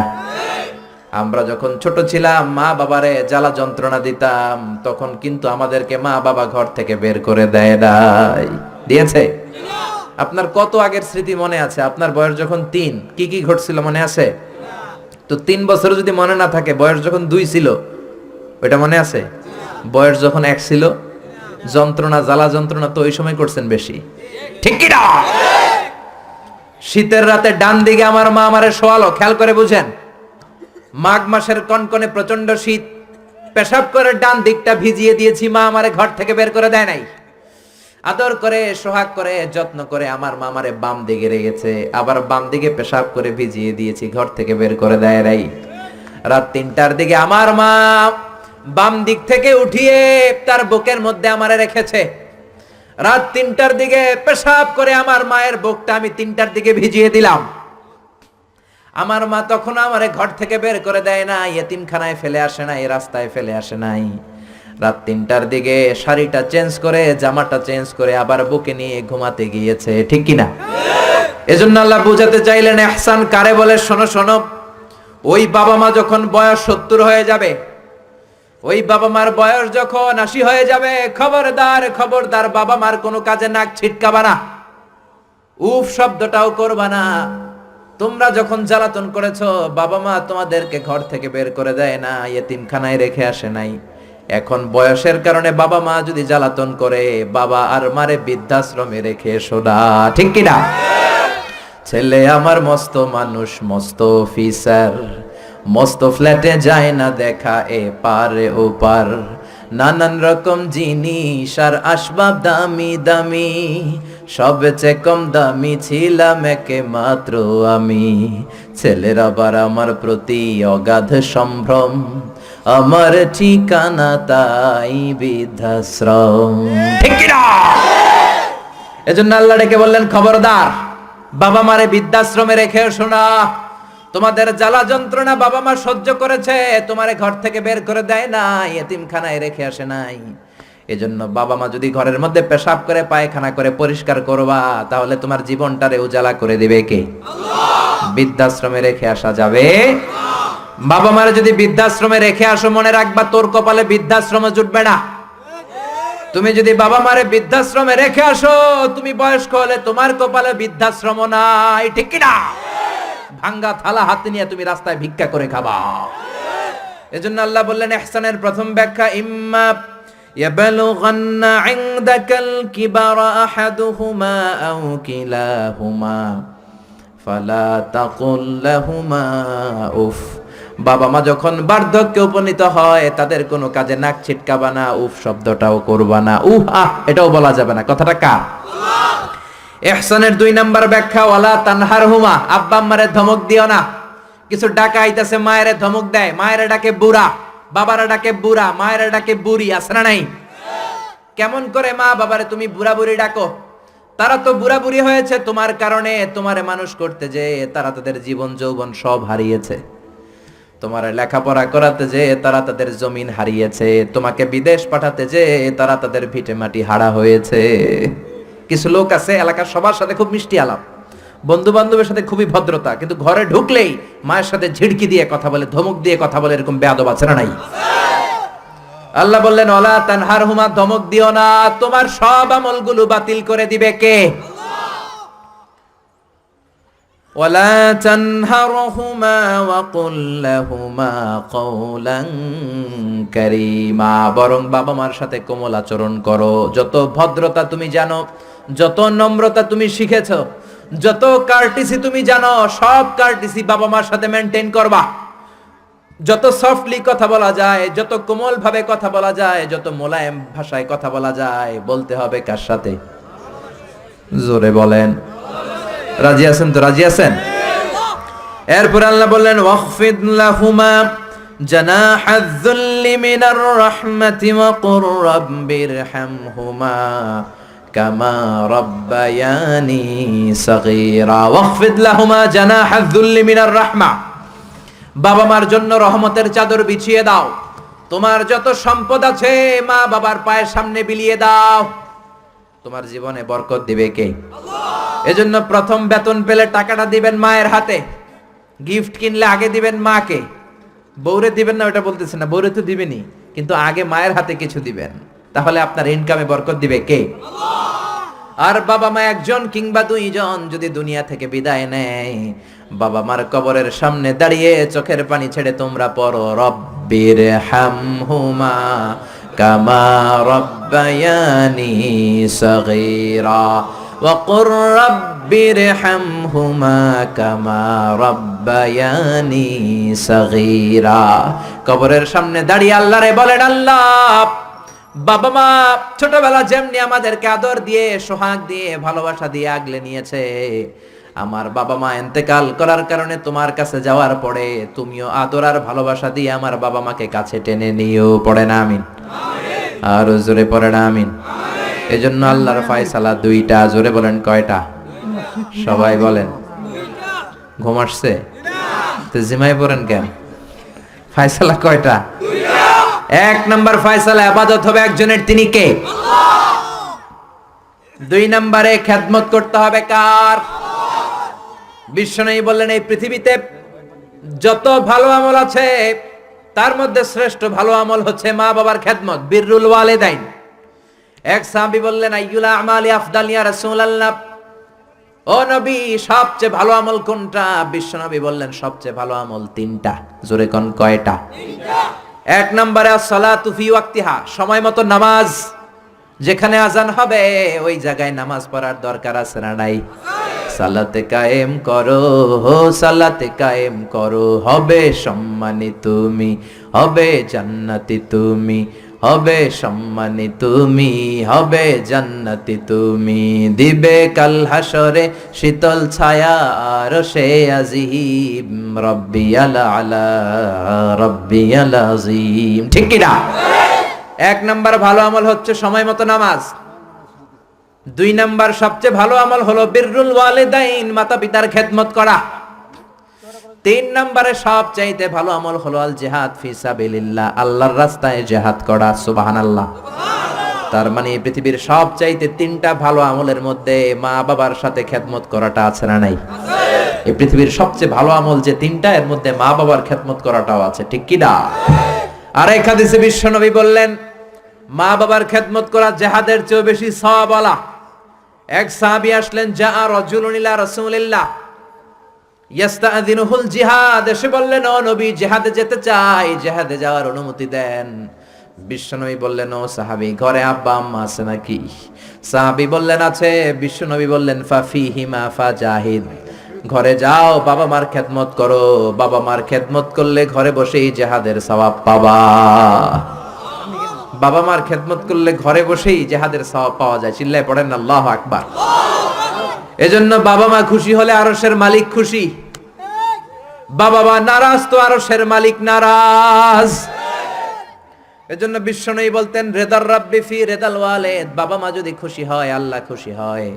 ওয়া সাখাতুর রাব্বি ফি সাখাতিল ওয়ালিদ, বাবা মা যদি নাখোশ হয়ে যায় আরশের মালিক আল্লাহ নাখোশ হয়ে যায়। এজন্য বাবা মার কাছ থেকে দোয়া নেয়ার দরকার আছে না নাই? বিশ্বনবী বলতেন জান্নাতে দুইটা স্পেশাল দরজা আছে, একটা দরজার নাম আব্বা, আরেকটার নাম মানে আল আব, আরেকটা আল উম। এই দুইটা দরজা আমাদের ঘরে আছে না নাই?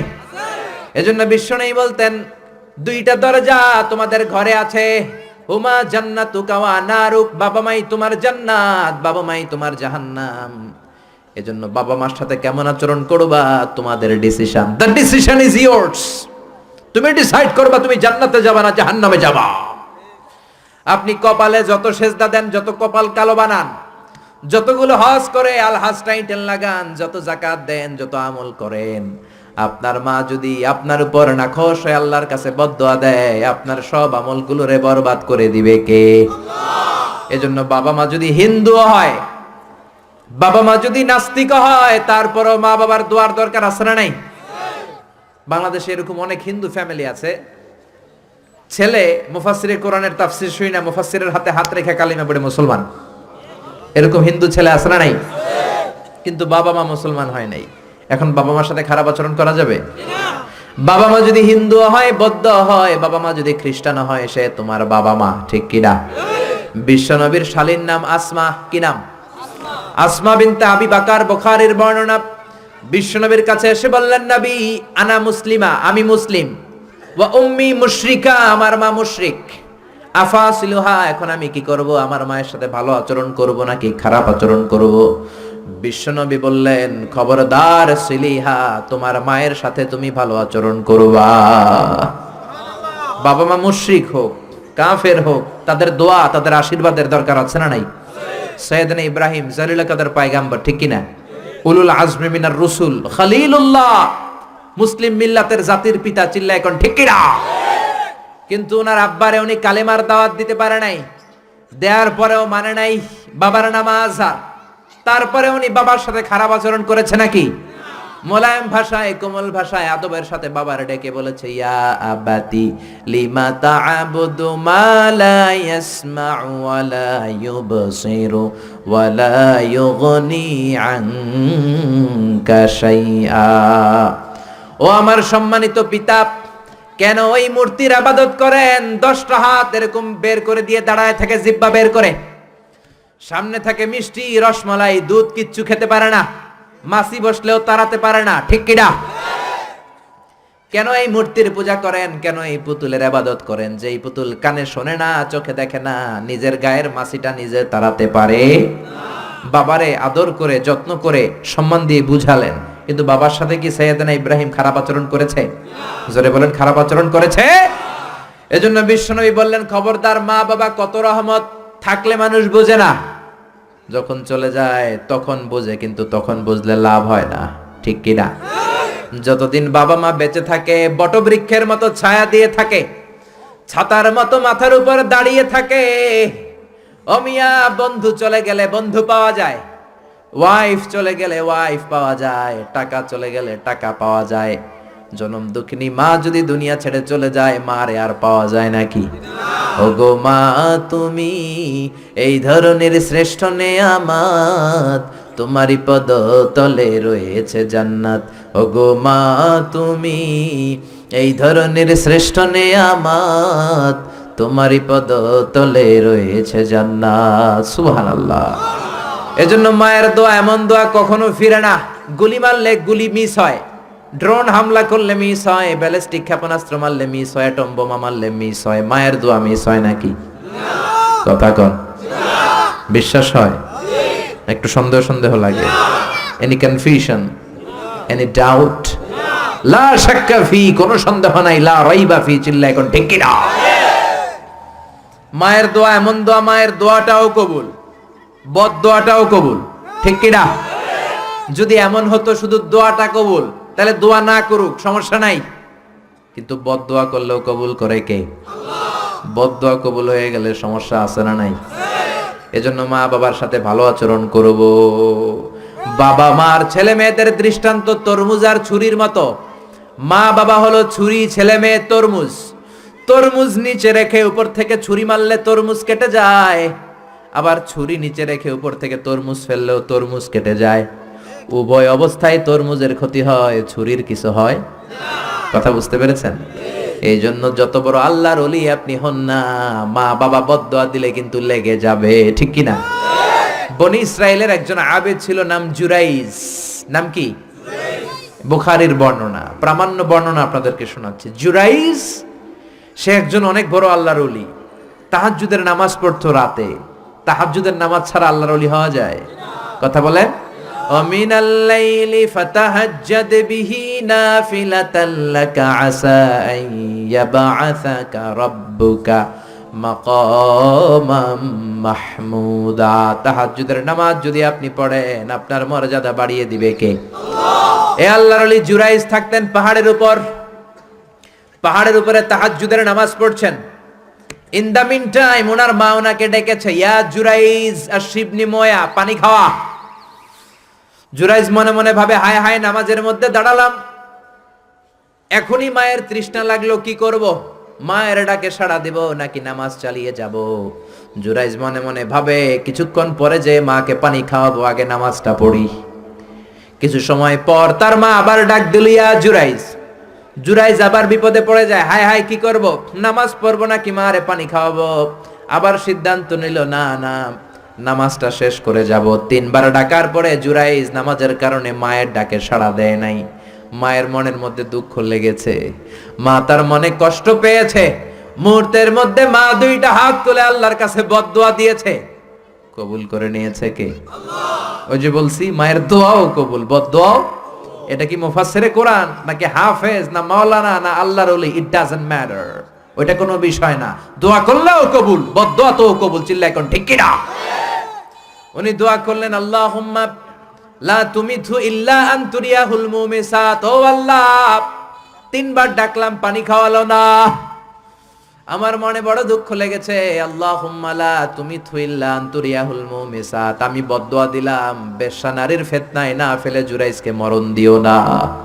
কবুল করে নিল কে? আল্লাহ। মা দোয়া করছে, আল্লাহ আমার ছেলেরে তুমি বেশ্যা নারীর ফিতনায় ফেলে দিও।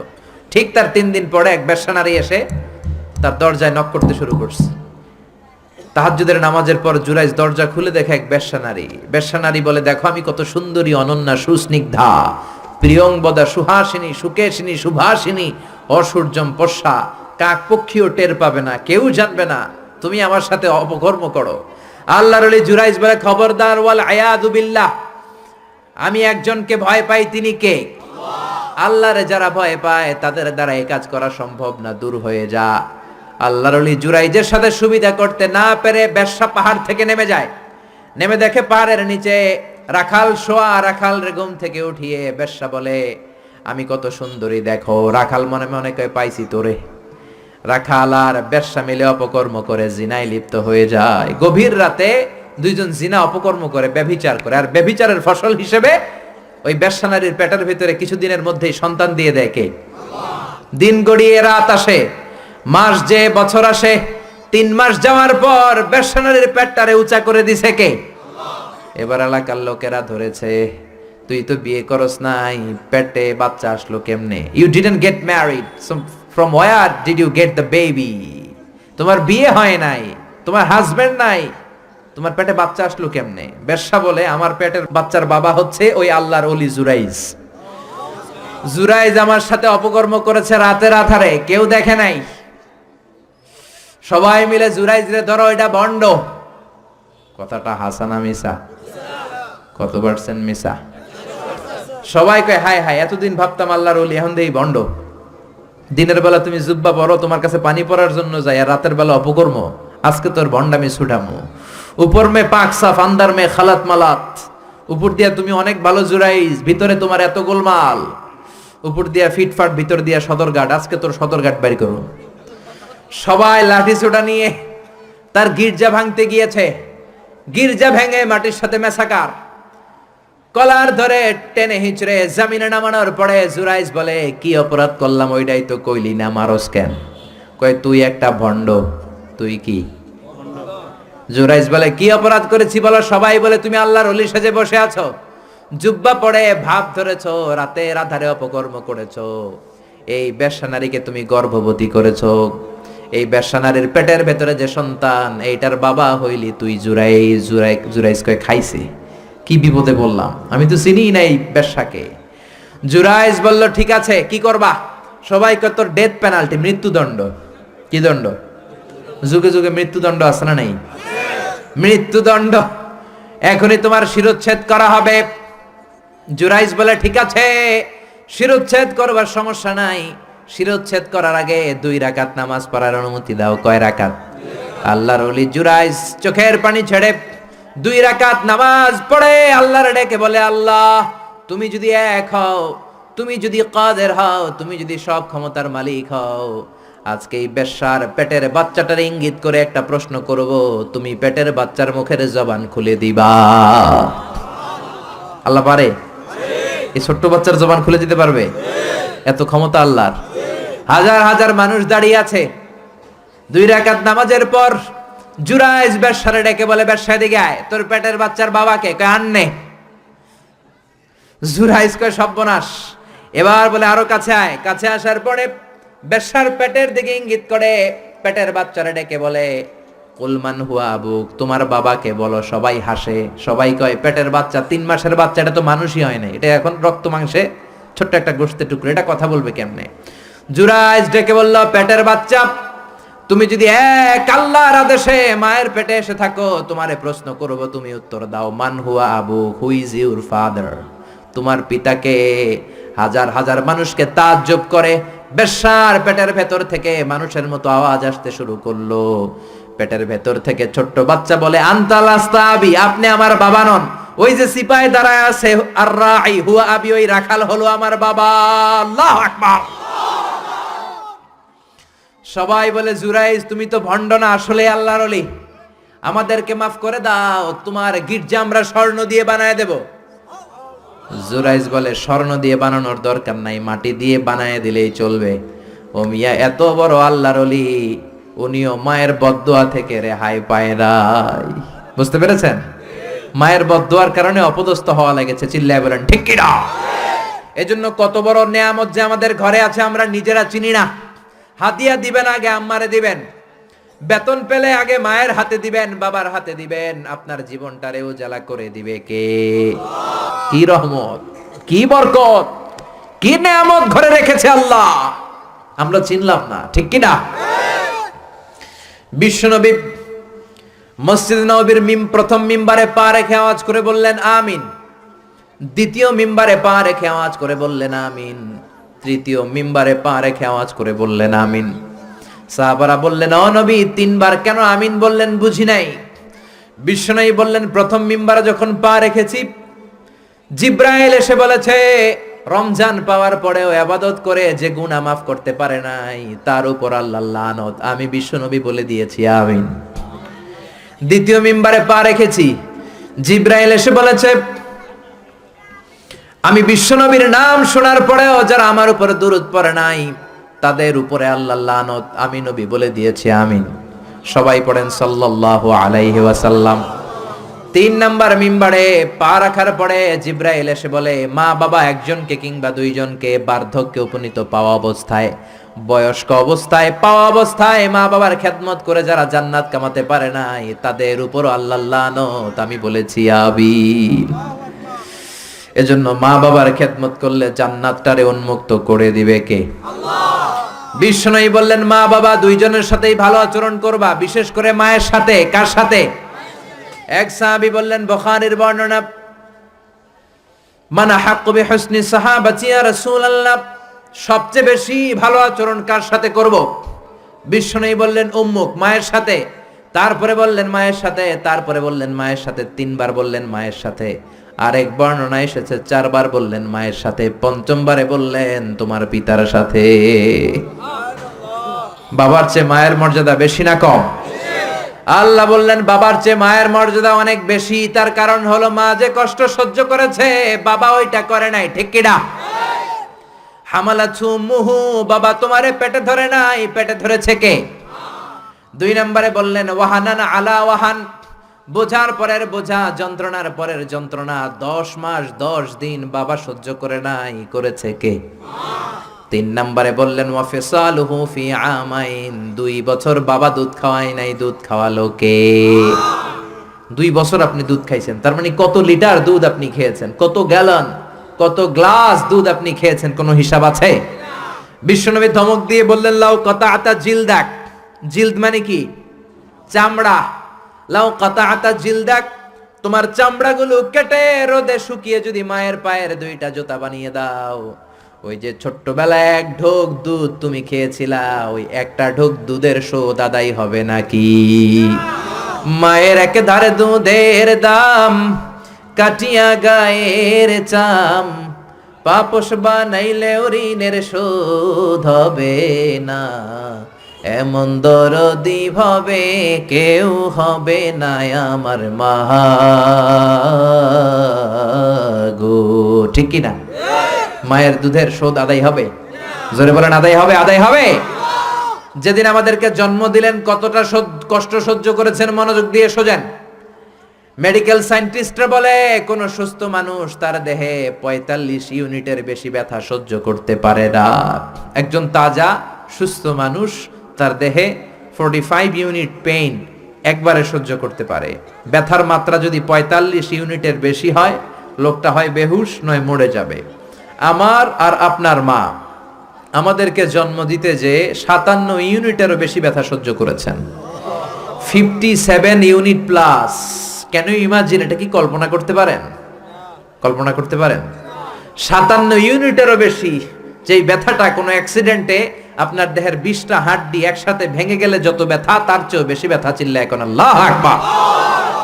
এজন্য আল্লাহ ডেকে বললেন, খবরদার মায়ের সাথে বেয়াদবি করো না। মায়ের সাথে বেয়াদবি করলে তোমার কোনো আমল কাজে আসবে না। বিশ্বনবীর জলিল কদর সাহাবার নাম ছিল আলকামা। কি নাম? আরো জোরে বলেন, কি নাম?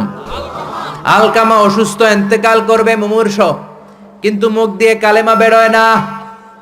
তার আত্মীয় স্বজন সবাই মিলে তার সামনে কালিমা পড়ে, কিন্তু কালিমা বেরোয় না। 3 দিন বিছানায় পড়া। কয়দিন? বিশ্বনবী বলেছেন, লাকিনু মাউতাকুম লা ইলাহা ইল্লাল্লাহ। তোমরা তোমাদের মুমূর্ষ মৃত রোগীদের সামনে বসে লা ইলাহা পড়ো। কি পড়ো? কিন্তু বললেন না লা ইলাহা পড়েন, লা ইলাহা পড়েন। অনেকে মারা যাবে, দাদা মারা যাবে, চাচা মরে যাবে, বিছানায় পড়া, কানের সামনে যায় এই লা ইলাহা পড়েন, লা ইলাহা পড়েন। এরকম জোরাজুরি করবেন না, তার রুহু বেরোচ্ছে, এমনিই তো একটা জ্বালা।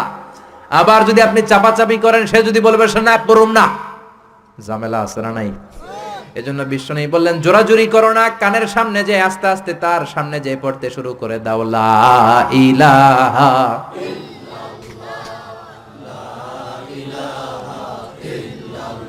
লা ইলাহা ইল্লাল্লাহু মুহাম্মাদুর রাসূলুল্লাহ। লাকিনু মাউতাকুম লা ইলাহা ইল্লাল্লাহ। তোমাদের মৃতদের সামনে যে, মুমূর্ষদের সামনে যে কালিমার তালকিন দাও। আলকামা নামক সাহাবীর মুখ দিয়ে কালিমা বেরোয় না। বিশ্বনবী বেলালকে আর সুহাইবকে, 2 সাহাবীরে পাঠালেন, যাও কালিমার তালকিন দাও। বেলাল যে তালকিন দেয় তারপরেও বেরোয় না, জিহ্বায় আটকে যায়। বিশ্বনবী আলকামার বিবিরে ডেকে পাঠালেন। আলকামার বিবি আসার পরে বিশ্বনবী বললেন, ও আলকামার বিবি, আলকামা কেমন ছিল? বিবি বলে, নামাজি ছিল, অনেক দানশীল ছিল, কোনো খারাপ আমল ছিল না। আলকামার বাবা মা কেউ বেঁচে আছে নাকি? আছে। কে আছে? মা আছে, মারে ডাকো। ও আলকামার মা, তোমার আলকামা কোনোদিন নামাজ ছেড়েছে কিনা? না। রোজা ছেড়েছে কিনা? না। মানুষের সাথে খারাপ আচরণ করেছে কিনা? না। তোমার সাথে কেমন আচরণ করেছে? তোমার সাথে কেমন আচরণ করেছে? এই প্রশ্ন করার পরে আলকামার মা কাঁদতে শুরু করে দিলেন। আলকামার মা বলে, নবী আমার কথা শুনতো না, শুধু বউয়ের কথা শুনতো। বউয়ের ওড়না ধরে পিছু পিছু ঘুরতো, আমার মনে কষ্ট দিয়েছে। বিশ্বনবী বললেন, তোমার ছেলেরে তুমি মাফ করে দাও। আলকামার মা বলে, না, মাফ করব না। একথা শোনার পরে বিশ্বনবী বললেন, লাকড়ি আনো, আগুন জ্বালাও, আলকামারে আগুনে ফেলে দেব। লাকড়ি এনে আগুন জ্বালানোর পর আলকামার মা চিৎকার দিয়ে বিশ্বনবীর পায়ে পড়ে যায়। বিশ্বনবীরে ডেকে বলে, নবী গো, আপনার 2টা পায়ে ধরি, আমার কলিজার টুকরা আলকামারে আগুনে ফেলবেন না।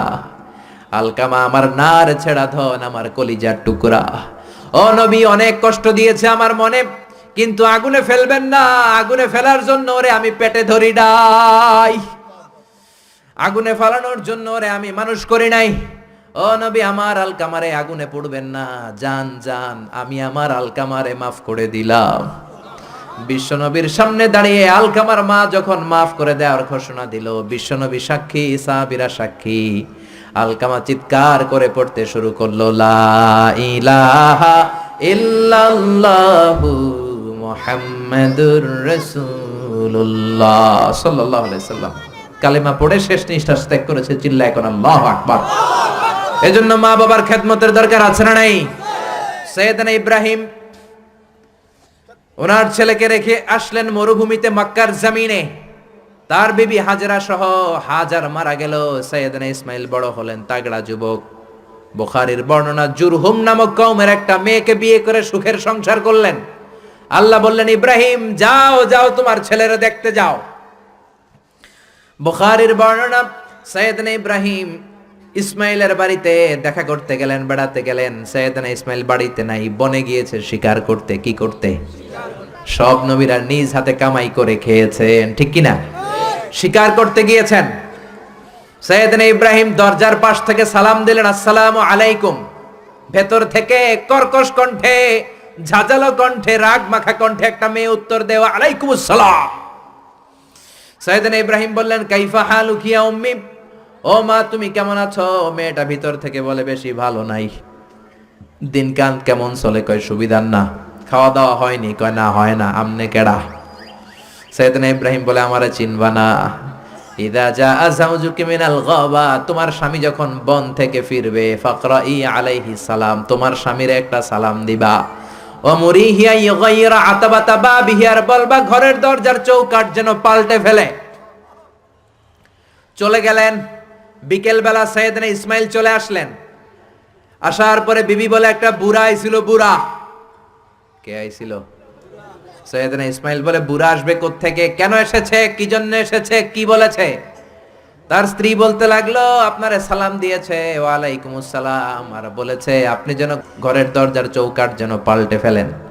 এই কথা বলার সাথে সাথে সাইয়েদনা ইসমাইল ভয় পেয়ে গেলেন, লাফ দিয়ে উঠলেন। কি, ঘরের দরজার চৌকাঠ পাল্টে ফেলতে বলেছে ওই বয়স্ক লোক? ও মিয়া, চোর চিনে চোরের সিগন্যাল, পুলিশ চিনে পুলিশের সিগন্যাল, আর নবী চিনে নবীর। উনি নবী, বাবাও নবী। বাবা ইব্রাহিমের সিগন্যাল বুঝে ফেলেছে। চিৎকার দিয়ে বলে, ও কপাল পুল্লি, তুই কপাল পুল্লি, নিজের কপালে নিজে কুড়াল মারলি, যারে বুড়া বইলা গালি দিলি বুড়া না, তোর শ্বশুর আমার বাবা ইব্রাহিম খলিল। আমার বাবা যেই কথাটা বলে গিয়েছে, কথাটা তো সুবিধার না, এটার গ্রিন সিগন্যাল না, রেড সিগন্যাল। আমার বাবা বলেছে তোরে যেন আমি তালাক দেই, আমি যেন তোরে ডিভোর্স দেই। গেট আউট, বের হয়ে যা, ডিভোর্স দিয়ে দিলাম। আপনার আব্বাও যদি রাগ করে রাখে, পোলা তোর বউরে ডিভোর্স দিয়ে দিবেন নাকি? আবার দিয়ে দিয়েন না। আপনার বাবাও বাবা, ইসমাইলের বাবা ইব্রাহিমও। উনি সাধারণ বাবা নন, আল্লাহর পক্ষ থেকে ওহী পেয়ে উনি কথা বলেন। আপনার বাবাও যদি রাগ করে বলে, ও বাবা তোর বউরে তালাক দিয়েন না, কি করবেন? সংলাপ করবেন, সমঝোতা করবেন। আমাদের দুই নেত্রী সংলাপ করে না তো কি হইছে, আমরা ঘরে করুম, ঘরে ঘরে আমরা সংলাপ সমঝোতা করবো, চিল্লা এখন ঠিক কিনা? মিটিং করবেন, মিলায়া দিবেন। ইসলাম বলে মিলায়া দাও, লাগায়া দিও না। কিছু লোক আছে লাগায়া দেয়, আছে না নাই? দুইজন ঝগড়া করে মিলায়া দেন, আপনার মর্যাদা বাড়িয়ে দিবে কে? আগুন ধরলে আপনারা কি দিয়া নিবান? অনেকে ওটার মধ্যে তেল ঢালে, আছে না নাই? আর একটু জ্বলুক, আর একটু লাগুক, ভালোই লাগে, আছে না নাই? বিশ্বনবী মিলায় দিতেন, লাগায় দিতেন না। আপনি মিলায় দিবেন, আল্লাহ আপনার মর্যাদা বাড়ায় দিবে। আপনার বাবা যদি বলে তোর বিবিরে তালাক দে, বাবারেও বুঝান, বউরেও বুঝান। আরে তালাক তো অনেক পরের কথা। আমরা ইসলামের দেয়া তালাকের সিস্টেম মেনে চললে বাংলাদেশের ডিভোর্স রেট কমে যাবে, কোনো তালাকই হবে না, ঠিক কি না? ইসলাম পঞ্চম স্টেপে তালাক দিতে বলেছে, ফিফথ স্টেপ। ফার্স্ট স্টেপ হচ্ছে ফাইদুহুন্না, ওয়াইফ কথা শুনে না, কক্সবাজার ঘুরতে নিয়ে যাও, কথা শুনবে। সুবহানাল্লাহ পড়েন। কথা শুনে না, যমুনা ফিউচার পার্কে নিয়ে যাবা, বসুন্ধরা শপিং কমপ্লেক্স থেকে দামি শাড়ি কিনে দেবা, আউটিং এ যাবা, হ্যাং আউট করবা, কথা শুনবে, ঠিক কি না? বিশ্বনবী বললেন রিফকাম বিল কাওয়ারির, নারীদের মন নরম, তাদের সাথে নরম ভাবে কথা বলতে হবে, গরম হইলেই ঝামেলা, ঠিক কি না? তাহলে কথা না শুনলে প্রথমে আল্লাহ বললেন ফাইদুহুন্না, ওয়াজ করো, বেড়াতে নিয়ে যাও। এটাতেও কাজ হয় না, 2 নম্বরে বললেন ওয়াহজুরুহুন্না ফিল মাদাজে, বিছনা আলাদা করো, তারে এক রুমে ঘুমাতে দাও, তুমি আরেক রুমে ঘুমাবা। এই বিচ্ছেদে হয়তো তার মনের মধ্যে হেদায়েত চলে আসবে, এটাতেও কাজ হয় না। 3 নাম্বার স্টেপ ওয়াদ্রিবুহুন্না, শাসন করো। অনেকে ওয়াদ্রিবুহুন্নার ব্যাখ্যা করে পিটাও, না, বিশ্বনবী তার একটা বিবিরও পিটায় নাই, ঠিক কি না? ওয়াদ্রিবুহুন্না মানে শাসন করো, একটু করা হও। যদিও শাব্দিক অর্থ পিটাও, কিন্তু এখানে পিটানোর অর্থ নেওয়া যাবে না। এর ব্যাখ্যা কি হবে, ব্যাখ্যা করতে যে মুফাসসিররা হয়রান হয়ে গিয়েছে। কোন মুফাসসির বলে ছোট্ট কাঠি দিয়া পিটাইবেন, এই কথা হনুস না কেন? 2টা বাচ্চা হয়ে গেছে, এত সুখের সংসার, কত ঘুরলাম, কত সুন্দর সংসার করলাম, এখন সংসারটা ভেঙে গেলে আমার হবে কি? তুই আমার কৈতরি, তুই আমার টুনটুনি, তুই আমার পরাণের পরাণ, এরকম বইলা লাঠি দিয়ে আস্তে আস্তে বাড়ি দিবেন। অনেক মুফাসসির বলেছে না, মেসওয়াক দিয়ে বাড়ি দিবেন। অনেক মুফাসসির কয় না, কোল বালিশ দিয়ে পিটাইবেন, যাতে হাত পা না ভাঙে, ঠিক কি না? তাহলে ওয়াজ করলেন শোনে না, বিছানা আলাদা করলেন শোনে না, তারপরে তাদেরকে একটু কড়া হন, শাসন করেন, তা তো শোনে না। তারপরে কোরআন বলল ফাবাসু হাকামাম মিন আহলিহি হাকামাম মিন আহলিহা, শ্বশুর পক্ষের লোকেরা, ওই পক্ষের লোকেরা, মুরব্বীরা বসে মিলমিশ করে দেওয়ার চেষ্টা করবে, তাতেও শোনে না। 4টা শেষ, এরপরে 5ম নাম্বারে তালাক, তাও একবারে 3 তালাক দেওয়া যাবে না। তালাক 2 ধরনের, তালাক সুন্নি, তালাক বিদঈ। একটা হচ্ছে সুন্নতি তালাক, আর একটা হচ্ছে বেদাতি তালাক। বেদাত তালাক মানে রাগের মাথায় একসাথে 3 তালাক, 22 তালাক, এগুলো আছে না নাই? না, এগুলো করা যাবে না। তালাক সুন্নি হচ্ছে আপনার বউয়ের যখন পিরিয়ড হয় না, আপনার বউ ক্লিন পরিচ্ছন্ন, তখন 1 তালাক দিবেন। কারণ ওই তালাক দেওয়ার পরেও তার প্রতি ভালোবাসা জাগলে আবার মেলামেশার সুযোগ আছে না নাই? 1 মাস সুযোগ আছে, ফিরে আনতে পারবেন। কথা শুনে না? দ্বিতীয় মাসে আবার আরেকটা তালাক দিবেন, আরো 1 মাস সুযোগ। কয় মাস? তারপরে তৃতীয় মাসে যখন আরেক তালাক দিয়ে দিলেন, আর তালাক আল বাইন আল বাইনুনা, কমপ্লিট ডিভোর্স, আর এই বউয়ের কাছে যাওয়া যাবে? এই সিস্টেম একটার পর একটা যদি আপনি মানেন, তালাক হবে? কথা কোন? আরে প্রথম ধাক্কায় কক্সবাজারে গেলেই তো আবার শান্তির সংসার শুরু হয়ে যাবে, ঠিক কি না?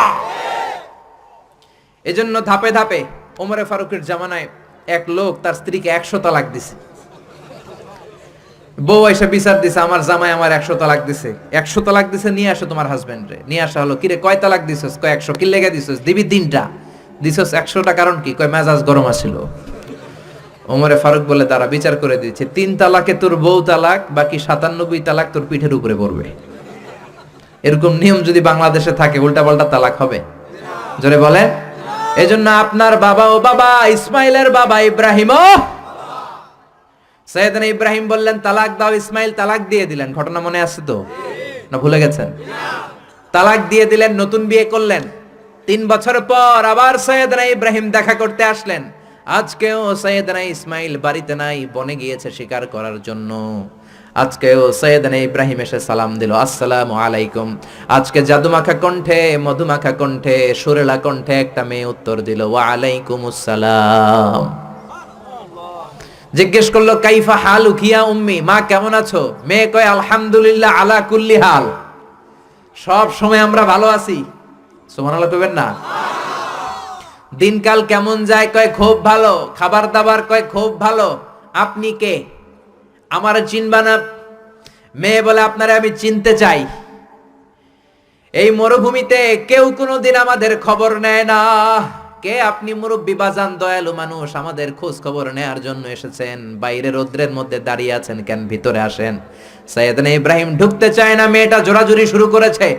জোর করে ঘরে ঢুকালো, শরবত বানিয়ে খাওয়ালো, রুটি বানিয়ে খাওয়ালো, খেজুর বানিয়ে খাওয়ালো, ছাগল পালতো ছাগলের দুধ খাওয়ালো। সৈয়দনা ইব্রাহিম এই আপ্যায়ন দেখে চোখের পানি ছেড়ে মেয়েটার জন্য দোয়া করে দিল। ও মেয়ে, এইটাও মাইয়া, আগেরটাও। আহা, সৈয়দনা ইব্রাহিম দোয়া করে দিল আর বললে, ইদা জাআ যাওজুকি মিনাল গাবা, তোমার স্বামী যখন বন থেকে ফিরে আসবে, ফাকরাই আলাইহিস সালাম, স্বামীর একটা সালাম দিবা।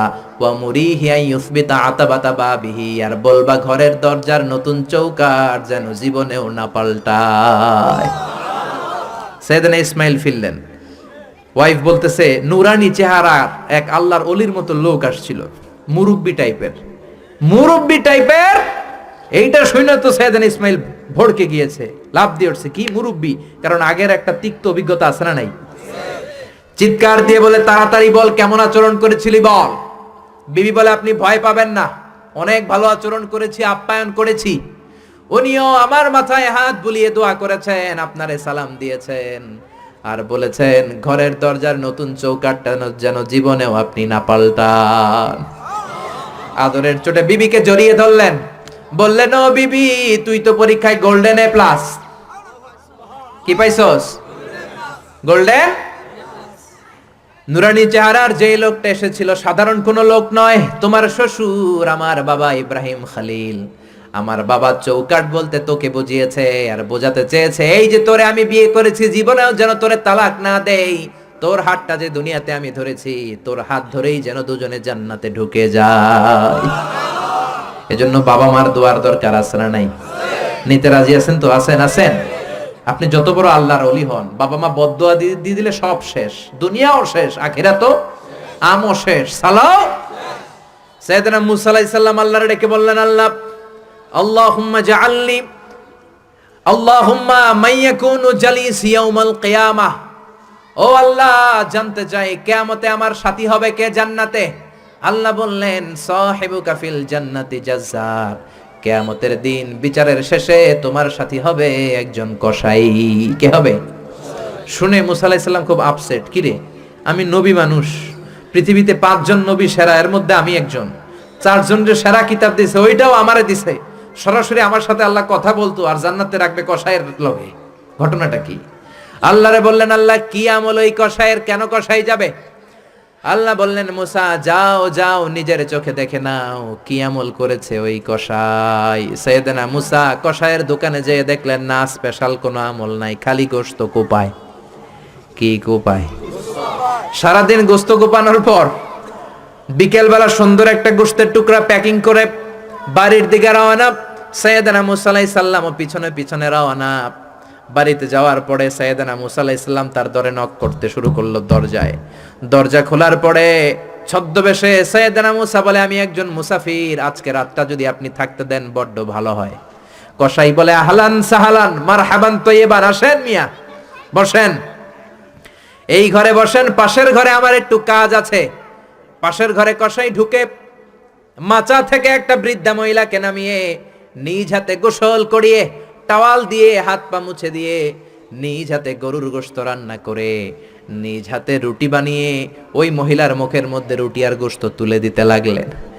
বৃদ্ধা মহিলা রুটি খেতে খেতে চোখের পানি ছাড়ে আর মুচকি মুচকি হাসে। খাওয়ার পরে মহিলা দুই হাত তুলে আল্লাহর কাছে দোয়া করে। মহিলারে খাওয়ানোর পরে বাটির মধ্যে রুটি আর গোশত এনে কসাই বলে, ও ভাই মুসাফির, আপনার রাতের খাবার খান, রাতের খাবার খেয়ে আপনি ঘুমিয়ে যান, সকালে যাবেন আপনি আপনার পথে, আমি যাব আমার দোকানে। সাইয়েদনা মুসা বলেন, পরে খাবো, আগে বলো বৃদ্ধা মহিলাটাকে।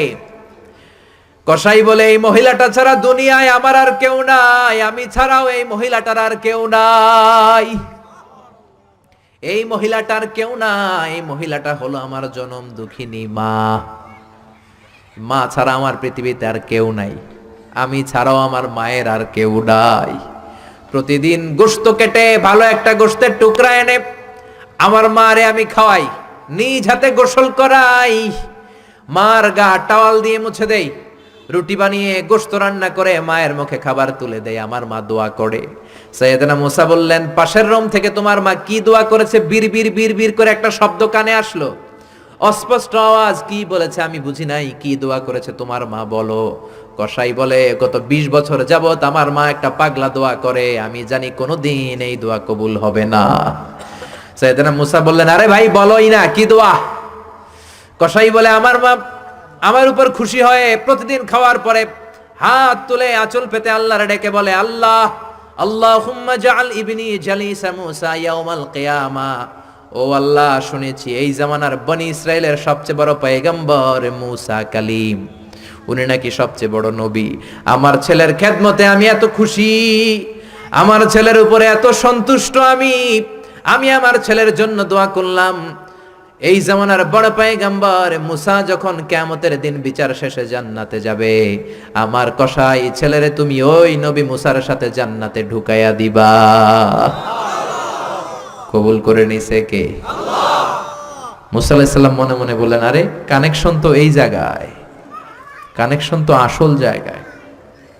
এজন্য মায়ের দোয়া ছাড়া এই পৃথিবীতে কেউ বড় নেতা হতে পারে নাই, কেউ ব্যবসায়ী হতে পারে নাই, কেউ মুফাসসিরে কোরআন হতে পারে না, হাফেজ হতে পারে না, মাওলানা হতে পারে না, আল্লাহর ওলি হতে পারে না, তার জীবনে সফল হতে পারে না। চিল্লা এখন ঠিক কিনা?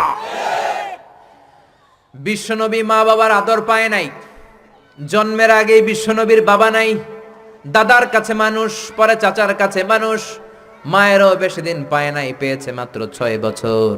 মাও দুনিয়া থেকে বিদায়, এতিম নবী একা একা বড় হলেন। হুদাইবিয়ার উমরা করতে যাবেন, 1400 সাহাবীকে নিয়ে বিশ্বনবী রওনা হলেন। সফরের মাঝখানে মায়ের কবর। বিশ্বনবী সাহাবীদেরকে বললেন, ও সাহাবারা, এই যে একটা কবর দেখা যায়, এটা আমার মায়ের কবর। বিশ্বনবীর মায়ের নাম কি? আরো জোরে বলেন। তোরা দেখে যা আমিনা মায়ের কোলে, মধু পূর্ণিমারি শেথা চাঁদ দোলে, যেন উষার কোলে রাঙা রবি দোলে। তোরা দেখে যা আমিনা মায়ের কোলে, কলমা খুলুকে আজি ধ্বনি ওঠে কে এলোই, কালেমা শাহাদাতের বাণী ঠোঁটে কে এলোই, পড়ে দুরুদ ফেরেশতা বেহেশতের দুয়ার খোলে। তোরা দেখে যা আমিনা মায়ের কোলে। আল্লাহু আকবার। বিষ্ণুই বললেন, চিনো নাকি কবরটা কার? এটা আমার আম্মার কবর। আল্লাহর কাছে অনুমতি পেয়েছি মায়ের কবর জিয়ারত করার, কিন্তু খবরদার খবরদার, তোমরাও জিয়ারত করবা, কিন্তু চোখের পানি ছাড়তে পারবা না, কান্না করতে পারবা না। 1400 সাহাবীকে বিশ্বনবী কান্না করতে নিষেধ করে নিজে মায়ের কবরের সামনে দাঁড়িয়ে ছোট্ট বাচ্চার মতো হাউমাউ করে কান্না জুড়ে দিলে। সাহাবীরা বলে এত কাঁদতে আমরা বিশ্বনবীর জীবনেও দেখি নাই। বিশ্বনবী নিজেকে সামলে রাখতে পারছেন না, ছোট বাচ্চার মতো হাউমাউ করে কাঁদে। বিশ্বনবীর চোখের পানি দেখে 1400 সাহাবাও কান্না জুড়ে দিল। বিশ্বনবী সাহাবীদের দিকে তাকিয়ে ধমক দিয়ে বলে, তোমরা কাঁদো কেন? আমি না বলেছি কাঁদবা না? সাহাবারা বলে, নবী গো, আপনারে আমরা আমাদের কলিজার চাইতে বেশি ভালোবাসি। আপনার চোখ দিয়ে কোনো কারণে পানি নামতে দেখলে আমরা আমাদের দুটি চোখ শুকনা রাখতে পারি না, আমাদের চোখ দিয়েও পানি চলে আসে। বিশ্বনবী বললেন, আদ্রাকাতনি রাহমাতুহা ফাবাকাইতু। আমার মা যে আমারে ছোটবেলা আদর করেছে, ওই আদরের স্মৃতি আমার মনে পড়েছে। আমার মা আমেনা আমারে জাইতুনের তেল মালিশ করে দিত সারা গায়ে। আমার গায়ের এমন কোন জায়গা নাই যেই জায়গায় আমার মা আমেনা তার দুইটা ঠোঁট দিয়া চুমা দেয় নাই। আমার মা আমার জামা পরিয়ে দিত, কোলে তুলে আদর করত। ছোটবেলার সেই স্মৃতিগুলো মনে পড়েছে, তাই আমি কাঁদি। তোমরা কাঁদো কেন? সুবহানাল্লাহ কইবেন না? মায়ের আদর পায় নাই, কিন্তু কবরের সামনে দাঁড়িয়ে জারে জারে কেঁদেছেন বিশ্বনবী মুহাম্মদ সাল্লাল্লাহু কানা ইউকাসিমুল আহমান বিল জিআরানা। জিআরান নামক জায়গায় বিশ্বনবী কুরবানির গোশত বিতরণ করছেন। হাজার হাজার মানুষের লাইন। বাংলাদেশে এরকম হয় না? কুরবানির গোশত বিতরণ হয় না? লাইনে দাঁড়ায় অনেকে। হাজার মানুষের মধ্য থেকে একজন বৃদ্ধা নারীকে বিশ্বনবী লাইন থেকে আলাদা করলেন। নিজের গায়ের চাদর বিছিয়ে বৃদ্ধা নারীটারে বসতে দিলেন। বৃদ্ধা নারীও বিশ্বনবীর সাথে লম্বা আলোচনা করলেন, মাথায় হাত বুলিয়ে দিলেন। বিশ্বনবী দোয়া নিয়ে বৃদ্ধা মহিলারে বড় একটা গোশতের টুকরা দিলেন। সাহাবারা বললেন, ও নবী, জীবনে কোনোদিন নিজের গায়ের চাদর বিছিয়ে দিতে দেখি নাই, কে এই মহিলা আপনার মাথায় হাত বুলিয়ে দেয়? বিশ্বনবী বললেন, বাবা ছাড়া দুনিয়াতে আসলাম, 6 বছর বয়সে মারে হারালাম, মায়ের বুকের দুধ আমার কপালে জোটে নাই। আজকে আমার চাদরের উপরে যেই মহিলাটারে বসালাম, এই মহিলাটা আমার দুধ মা হালিমা। এই মহিলার দুধ খেয়ে আজকে আমি তরতাজা নবী মুহাম্মদ সাল্লাল্লাহু। এজন্য মা বাবার খেদমতের দরকার আছে না নাই? আল্লাহর ফয়সালা কয়টা? জোরে বলেন। 1 নম্বরে ইবাদত হবে একজনের, তিনি কে? আল্লাহ। 2 নম্বরে খেদমত হবে কার? দোয়া নিবেন কার কাছ থেকে? জোরে বলেন, কার থেকে? এজন্য বাবা মার খেদমত করবেন, বাবা মার কাছ থেকে দোয়া নিবেন। জীবনটারে উজালা করে দিবে কে? আল্লাহ। ইসলাম কখনো একপাক্ষিক কথা বলে না। মনোযোগ দিয়ে শোনার চেষ্টা করেন। ইসলামের কথা দ্বিপাক্ষিক, দুই পক্ষেরই ইসলাম কথা বলে। ছেলেদেরকে বললো ওয়াবিল ওয়ালিদাইনি ইহসানা, মাতা পিতার প্রতি ইহসান করবা, কিন্তু বাবা মারেও বলে দিল তোমাদের জন্য কিছু কাজ আছে না নাই? ছেলের বাবা কিংবা মেয়ের বাবা হয়েছেন এখানে কে কে? হাত তুলে দেখান তো দেখি দেখি। ছেলের বাবা মেয়ের বাবা, মাশাআল্লাহ, কম না তো? আমিও আছি আপনাদের, তাহলে হাত নামান। ছেলের বাবা মেয়ের বাবা। ইসলাম হচ্ছে ইটস এ ব্যালেন্সড রিলিজিয়ন, ভারসাম্যপূর্ণ জীবন ব্যবস্থা। বাবা মাকেও ইসলাম কিছু গাইডলাইন দিয়েছে, ওগুলো মানার দরকার আছে না নাই? বাবা মার জন্য প্রথম গাইডলাইন, ছেলে হোক মেয়ে হোক, শুকরিয়া হবে কার? কিছু লোক আছে ছেলে হলে এলাকার সবাইরে মিষ্টি খাওয়ায়, মেয়ে হইলে কাউরে শোনায় না। আছে না নাই? আনন্দপুরে নাই? না নাই, এদিকেও আছে। আল্লাহ বলেন, ইয়াহাবু লিমান ইয়াশাউ ইনাসান ওয়া ইয়াহাবু লিমান ইয়াশাউ যুকুর আও ইউযাওয়িজুহুম যুকরানা ওয়া ইনাসা ওয়া ইয়াজআলু মান ইয়াশাউ আকিমা ইন্নাহু আলিমুন কাদির। তিনি যাকে চান তাকে দেন ছেলে, আবার যাকে চান তাকে মেয়ে দেন, আবার যাকে চান ছেলেও দেন মেয়েও দেন। তিনি কে? আল্লাহ। আবার যাকে চান ছেলেও দেন না মেয়েও দেন না, তিনি কে? আল্লাহ। অনেক নিঃসন্তান লোক এই দেশে আছে না নাই? এজন্য বাবা মা যারা আছেন মনোযোগ দিয়ে শুনেন, খরগোশের মতো কানটা খাড়া করেন। আপনাদের কি দায়িত্ব? 1 নাম্বার দায়িত্ব, আল্লাহ ছেলে দেখ মেয়ে দেখ, শুকরিয়া হবে কার? অনেকে মেয়ে হলে না খুশ হয়। বিশ্বনবী বললেন, খায়রুকুম মান বুকিরা বিল উনসা, যেই ঘরের প্রথম সন্তান কন্যা হয় ওই ঘরে বরকত নাজিল করে কে? আল্লাহ। যাদের ঘরে কন্যা বেশি তাদের ঘরে বরকত বেশি। কোন সুবহানাল্লাহ। তাইলে বাবা যারা হইছেন, আপনাদের প্রথম দায়িত্ব আল্লাহ আপনারা ছেলে দেখ মেয়ে দেখ, আর রেদা বিল কাদা, আল্লাহর এই কাদাতে আমাদের সন্তুষ্ট থাকতে হবে। চিল্লাই কোন ঠিক কিনা? 2 নাম্বার দায়িত্ব, ছেলে হোক মেয়ে হোক হওয়ার সাথে সাথে কানের সামনে যে আজান দেওয়ার দরকার আছে না নাই? অনেকে আছে ছেলে হওয়ার পরে, মেয়ে হওয়ার পরে মুয়াজ্জিন সাহেব খোঁজে, ইমাম সাহেব খোঁজে, আছে না নাই? ইমাম সাহেব রে খোঁজেন কেন, মুয়াজ্জিন সাহেব রে খোঁজেন কেন? আপনি নিজেই আজান দিবেন, নিজের ছেলের আজান নিজেই দিবেন। খেয়াল করে শোনেন, বিশ্বনবীর বড় নাতির নাম হাসান, ছোট নাতির নাম হোসাইন। হাসান হওয়ার পরে বিশ্বনবী এত খুশি হয়েছে, বিশ্বনবীকে বলা হলো, ইয়া রাসূলুল্লাহ, আপনার নাতি হয়েছে।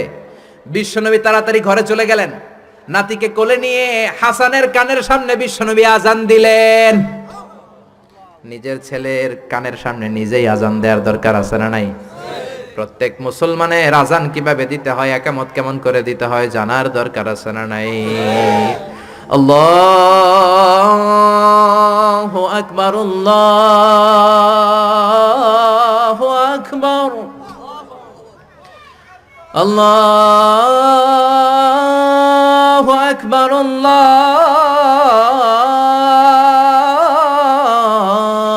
আকবার।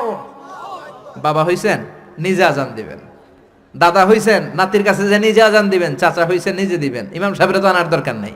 বিশ্বনবী নিজের নাতি হাসানের কানের সামনে যে নিজে আজান দিয়েছেন। সুবহানাল্লাহ পড়েন। তার মানে বাবা মার 1 নাম্বার দায়িত্ব, ছেলে হোক মেয়ে হোক, শুকরিয়া করবেন কার? আল্লাহ। 2 নাম্বার দায়িত্ব, ছেলে হোক মেয়ে হোক, কানের সামনে আজান দিবেন।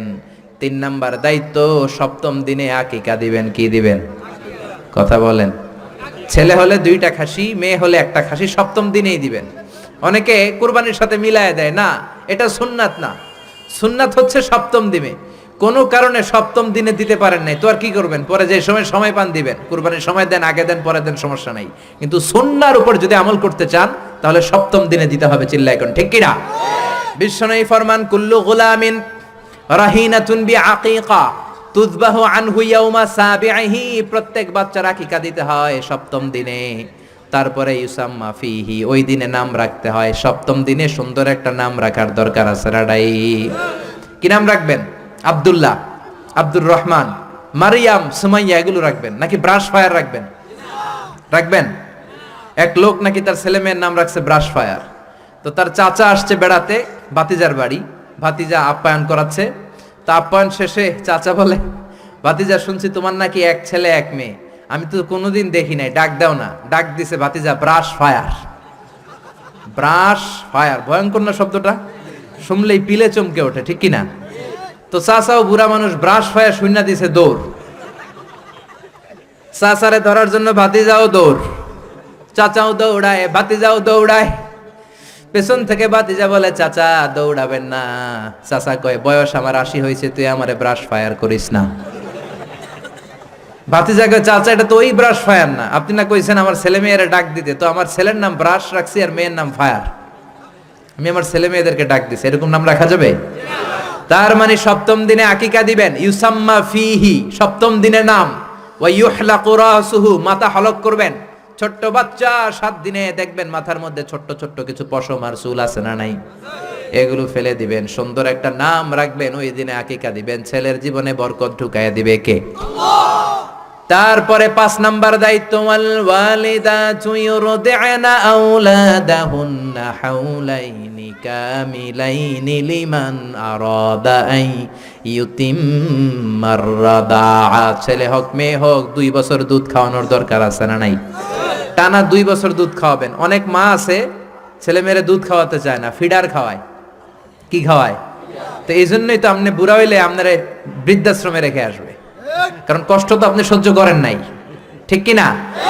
অনেক মা আছে ডানু খাওয়ায়, ডানু ল্যাকটোজেন খাওয়ায়, ফিডার খাওয়ায়, বডি ফিটনেস নষ্ট হয়ে যাবে এই জন্য। আছে না নাই? আপনার জন্য বৃদ্ধাশ্রম ওয়েট করছে। Old home is waiting for you. অপেক্ষা করেন, বয়স যখন 60-এর কোঠায় পৌঁছে যাবে আপনার আবাসস্থল হয়ে যাবে বৃদ্ধাশ্রম, ঠিক কি না?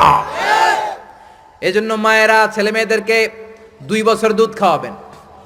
জন্মের পরেই মায়ের বুকে আল্লাহ এমন একটা দুধ দেয়, শাল দুধ বলে এটা। এটার মধ্যে এত nutrition, full of nutrition, rich nutrition দিয়ে আল্লাহ এটাকে তৈরি করে। সব ধরনের রোগের প্রতিষেধক আল্লাহ এটাকে দেয় এই ছেলের মেরিট বিকাশ হওয়ার জন্য, এটার মস্তিষ্কের বিকাশ হওয়ার জন্য, তার হাড্ডিগুলো শক্ত হওয়ার জন্য। রব্বুল আলামিন এই দুধের মধ্যে এমন কিছু নিউট্রিশন পুষ্টিগুণ দিয়ে দিয়েছে, গোটা বিশ্বের সব ডানু খাওয়াইলে ওইটা পাওয়া যায় না, ঠিক কি না?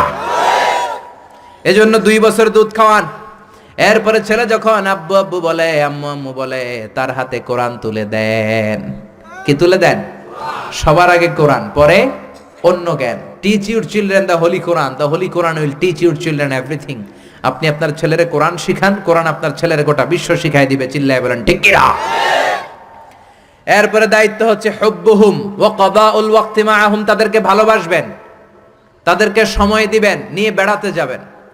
এখন আধুনিক কিছু ফ্যামিলিতে বাবাও চাকরিজীবী, মাও চাকরিজীবী, এরকম মডার্ন ফ্যামিলি আছে না নাই? বাবা মা যখন চাকরির জন্য বেরোয়, ছেলে মেয়ে থাকে ঘুমে, আবার রাত্রে যখন ফিরে তখনও থাকে ঘুমে। শুক্রবার ছাড়া বাবা আর ছেলের দেখা হয় না, এরকম ফ্যামিলি আছে না নাই? তো এই বাবার জন্য বৃদ্ধাশ্রম আছে না নাই? জোরে বলেন, জোরে বলেন। এজন্য সময় দিবেন, সময় কাটাবেন। অনেকে বাবাও চাকরি করে, মাও চাকরি করে, ছেলে মেয়ে মানুষ হয় কাজের মেয়ের কাছে। তো কাজের মেয়ের কাছে যদি ছেলে মেয়ে মানুষ হয়, তারা কাজের মেয়ের আচরণ নিয়ে বড় হবে। আপনার মেধা, বুদ্ধি, মনন, আপনার আচরণ তো তারা পাবে না, তারা পাবে কাজের মেয়ের আচরণ, ঠিক কি না? আকরা ইবনে হাবিস আত-তামিমি বিশ্বনবীর সাহাবী, বিশ্বনবীর পাশে বসা। বিশ্বনবী একবার হাসানকে কোলে নেয়, হাসান নামে হোসাইনকে কোলে নেয়। বিশ্বনবী একবার হাসান রে চুমু দেয়, আর একবার হোসাইন রে চুমু দেয়। আকরা ইবনে হাবিস আত-তামিমি বলে, নবী গো, আপনি আপনার নাতিকে এত আদর করেন।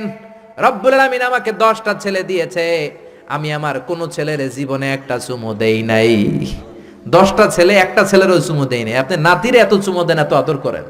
বিশ্বনবী বললেন, খবরদার আকরা, কি কথা শোনালা? মান লা ইয়ারহাম লা ইউরহাম, যে ছোট বাচ্চারে আদর করে না, আল্লাহ তার উপর দয়া করে না, ঠিক কি না? এজন্য বাচ্চাদেরকে আদর করার দরকার আছে না নাই? এরপরে বিশ্বনবী বললেন, মুরু সিবিয়ানাকুম বিসসালাহ ওয়া হুম 7 সিনিন, 7 বছর হলে ছেলে মেয়েদেরকে নামাজের আদেশ দাও। রাজি আছেন? বাবারা মনে থাকবে? বাবা হইছেন যারা, খালি আব্বু আব্বু ডাক শুনতে খুব ভালো লাগে, নিজের দায়িত্বগুলো পালন করতে ভালো লাগে না, এরকম আছে না নাই? 7 বছর হলে ছেলেরা নামাজের আদেশ দিবেন, 10 বছর হলে শাসন করে হলেও নামাজে নিবেন, মসজিদে নিবেন, ঠিক কিনা? আপনি 7 বছর থেকে যদি নামাজের অর্ডার করেন, 8, 9, 10 হওয়ার আগেই ছেলে পাক্কা নামাজি, ঠিক কিনা? অনেক লোক বলে, হুজুর আমার আদরের ছেলে ফজরের সময় উঠতে পারে না, 9টায় ওঠে, 10টায় ওঠে, ছুটির দিনে হুজুর সকাল 12টায় ওঠে, আসে না নাই? আদরের ছেলে ঘুমায়, এজন্য ডাকি না। সকালবেলা যদি ঘরের মধ্যে আগুন লাগে তখন কি করবেন? আদরের ছেলে আরেকটু ঘুমাক, এরকম করবেন? সকালে যদি ভূমিকম্প হয় বলবেন নাকি আরেকটু ঘুমাক? তো দুনিয়ার আগুন থেকে বাঁচানোর জন্য যদি ছেলেরা ডেকে উঠান, জাহান্নামের আগুন থেকে বাঁচানোর জন্য নামাজের জন্য উঠানোর দরকার আছে না নাই? এরপরে জরুরি একটা মাসালা, মনোযোগ দিয়ে শোনেন। বিশ্বনবী বললেন, ইদা বালাগাল আওলাদু 10 সিনিন ফাররিকু বাইনাহুম ফিল মাদাজে, ছেলে মেয়ের বয়স যখন 10 হয়ে যায়, তাদের বিছানা আলাদা করে দাও। ছেলে কিংবা মেয়ে বয়স যখন 10 বছর হয়ে গেলে মেয়ে আর বাবার সাথে এক বিছানায় ঘুমাবে না, ছেলে আর মায়ের সাথে এক বিছানায় ঘুমাবে না, ভাই আর বোন এক বিছানায় ঘুমাবে না। অনেক ফ্যামিলিতে এগুলো মানে না, আছে না নাই? বিশ্বনবী বললেন, খবরদার 10 বছর হলে বিছানা আলাদা করে দাও। এরপরে বিশ্বনবী শিখালেন, আল্লিমু আওলাদাকুমাস সিবাহা ওয়ার রিমায়া ওয়া রুকুবাল খাইল, ছেলে মেয়েদেরকে সাঁতার শিখাও, তীর মারা শিখাও, ছেলে মেয়েদেরকে ঘোড়ায় চড়া শিখাও। সাঁতার শিখানোর দরকার আছে না নাই? দেখবেন বাবা খুব আদর করে ছেলেরা হাঁটা শিখায়, আব্বু হাঁটো হাঁটো হাঁটো, আব্বু আমারে ধরো, হাঁটো হাঁটো। তো জমিনে ছেলে রাস্তায় কেমনে হাঁটবে ওটা শিখাইলেন, পোলা যদি পানিতে পড়ে তখন হাঁটবে নাকি? তখন কি করতে হবে? সাঁতার। এজন্য বিশ্বনবী বললেন, আল্লিমু আওলাদাকুমাস সিবাহা, ছেলে মেয়েদেরকে সাঁতার শিখাও। সুবহানাল্লাহ পড়েন। কি কম্প্রিহেন্সিভ গাইডলাইন। এরপরে বিশ্বনবী বললেন, আর রিমায়া মানে তীর মারা শিখাও। এখন তো তীর মারামারি নাই, এখন আত্মরক্ষার কৌশল শিখাবেন। কেমন করে প্রতিকূল পরিবেশে বেঁচে থাকতে হয় শিখাবেন। পৃথিবীর সংগ্রামে কেমন করে টিকে থাকতে হয় শিখাবেন। সন্তানকে কখনো ননির পুতুল করে গড়ে তুলবেন না, কষ্ট সহিষ্ণু করে গড়ে তুলবেন। আপনি বেঁচে থাকতে একটু কষ্ট করাতে করাতে করাতে করতে অভ্যস্ত করবেন, তাহলে তার জীবনটা চমৎকার কাটবে। চিল্লা এখন ঠিক কিনা? এরপরে বিশ্বনবী বললেন, রুকুবাল খাইল, কেমন করে ঘোড়ায় চড়তে হয় শিখাও। এখন ঘোড়া নাই, তাহলে গাড়িতে কেমনে চড়তে হয় শিখাবেন, ঠিক কিনা? কেমন করে সাইকেল চালাতে হয় শিখাবেন। 9 নম্বরে বিশ্বনবী বললেন, আর নিকাহ, সময় মতো ছেলে মেয়েদের বিয়ে দিয়ে দিবা। মেয়ের বয়স 25, ছেলের বয়স 30, এখনো বিয়ে হয় না, এরকম আছে না নাই? ওই বাপ মা গুলারে কিয়ামতের দিন কাঠগড়ায় আসামি করবে কে? এই বিয়ে না করানোর কারণে তাদের চরিত্র যতটুকু নষ্ট হয়েছে, যে অন্যায়গুলো তারা করেছে তার পার্সেন্টেজ গুণা বাবা মার কাঁধে আছে না নাই? এখন দেরি করে বিয়ে হয়, ছেলে কয় হুজুর দোয়া করবেন, আগে নিজের পায়ে দাঁড়াই। তো এতদিন কার পায়ে দাঁড়াইছো বাবা? আগে আগে বিয়ে করাই দিবেন। তাহলে এই পর্নোগ্রাফির সমাজে যে একটা ভয়ঙ্কর সময় আমরা কাটাচ্ছি, ইউটিউবে একটা শব্দ লিখে সার্চ দিলেই নেকেড ফিল্মগুলো চলে আসে, ঠিক কিনা? চাইলেও ইমান বাঁচানো যায় না, চাইলেও চোখের হেফাজত করা যায় না। এই ভয়ঙ্কর সমাজে ছেলে মেয়েদেরকে আগে আগে বিয়ে দিবেন। রাজি আছেন তো? সবাই রাজি? সব শেষে বিশ্বনবী বললেন, ও দুনিয়ার বাবারা, তোমাদের জন্য আল্লাহর শেষ আইন, ইউসিকুমুল্লাহু ফি আওলাদিকুম লিযযাকারি মিসলু হাযযিল উনসায়াইন। দুনিয়াতে বাবা যারা হয়েছো, মরার আগে উত্তরাধিকার সম্পদ বন্টনের সময় ছেলেরে যতটুকু দিবা, মেয়েরে দিবা অর্ধেক। কার আইন? জোরে বলেন, কার আইন? ছেলেরে যতটুকু দিবেন, মেয়েরে দিবেন অর্ধেক। ছেলেরে 10 লাখ দিলে মেয়েরে, নাকি মেয়ের লেগে দোয়া করে দিবেন? অনেকে কয়, মা তোর লেগে দোয়া করে দিলাম, তোর বাইরে সব দিয়ে দিলাম। তো দোয়া তো আপনি করবেনই, দোয়া ছেলের জন্যও করবেন, মেয়ের জন্যও করবেন, কিন্তু যে যেটার প্রাপ্য তাকে ওইটা দিবেন। রাজি আছেন তো? তাহলে আমরা বাবা মার কাছে দোয়া চাইবো, তাদের খেদমত করবো। আমাদের জীবনকে উজালা করে দিবে কে? আর বাবা মা আমাদেরকে ভালোবাসবে, আমাদেরকে গঠন করবে, তাহলে তাদের জীবনকেও নুরানি করে দিবে কে? আল্লাহ আমাদের সবাইকে কথাগুলো বুঝার ও আমল করার তৌফিক দান করুক। আমরা পড়ি আমিন। আপনারা সবাই ভালো থাকবেন, সুস্থ থাকবেন, কোরআনের সাথে থাকবেন। আসসালামু আলাইকুম ওয়া রাহমাতুল্লাহি তাআলা ওয়া বারাকাতুহু। নিয়মিত ইউটিউব ভিডিও দেখতে সাবস্ক্রাইব করুন। নতুন নতুন ভিডিও পেতে ঘন্টা বাটনটি চাপুন।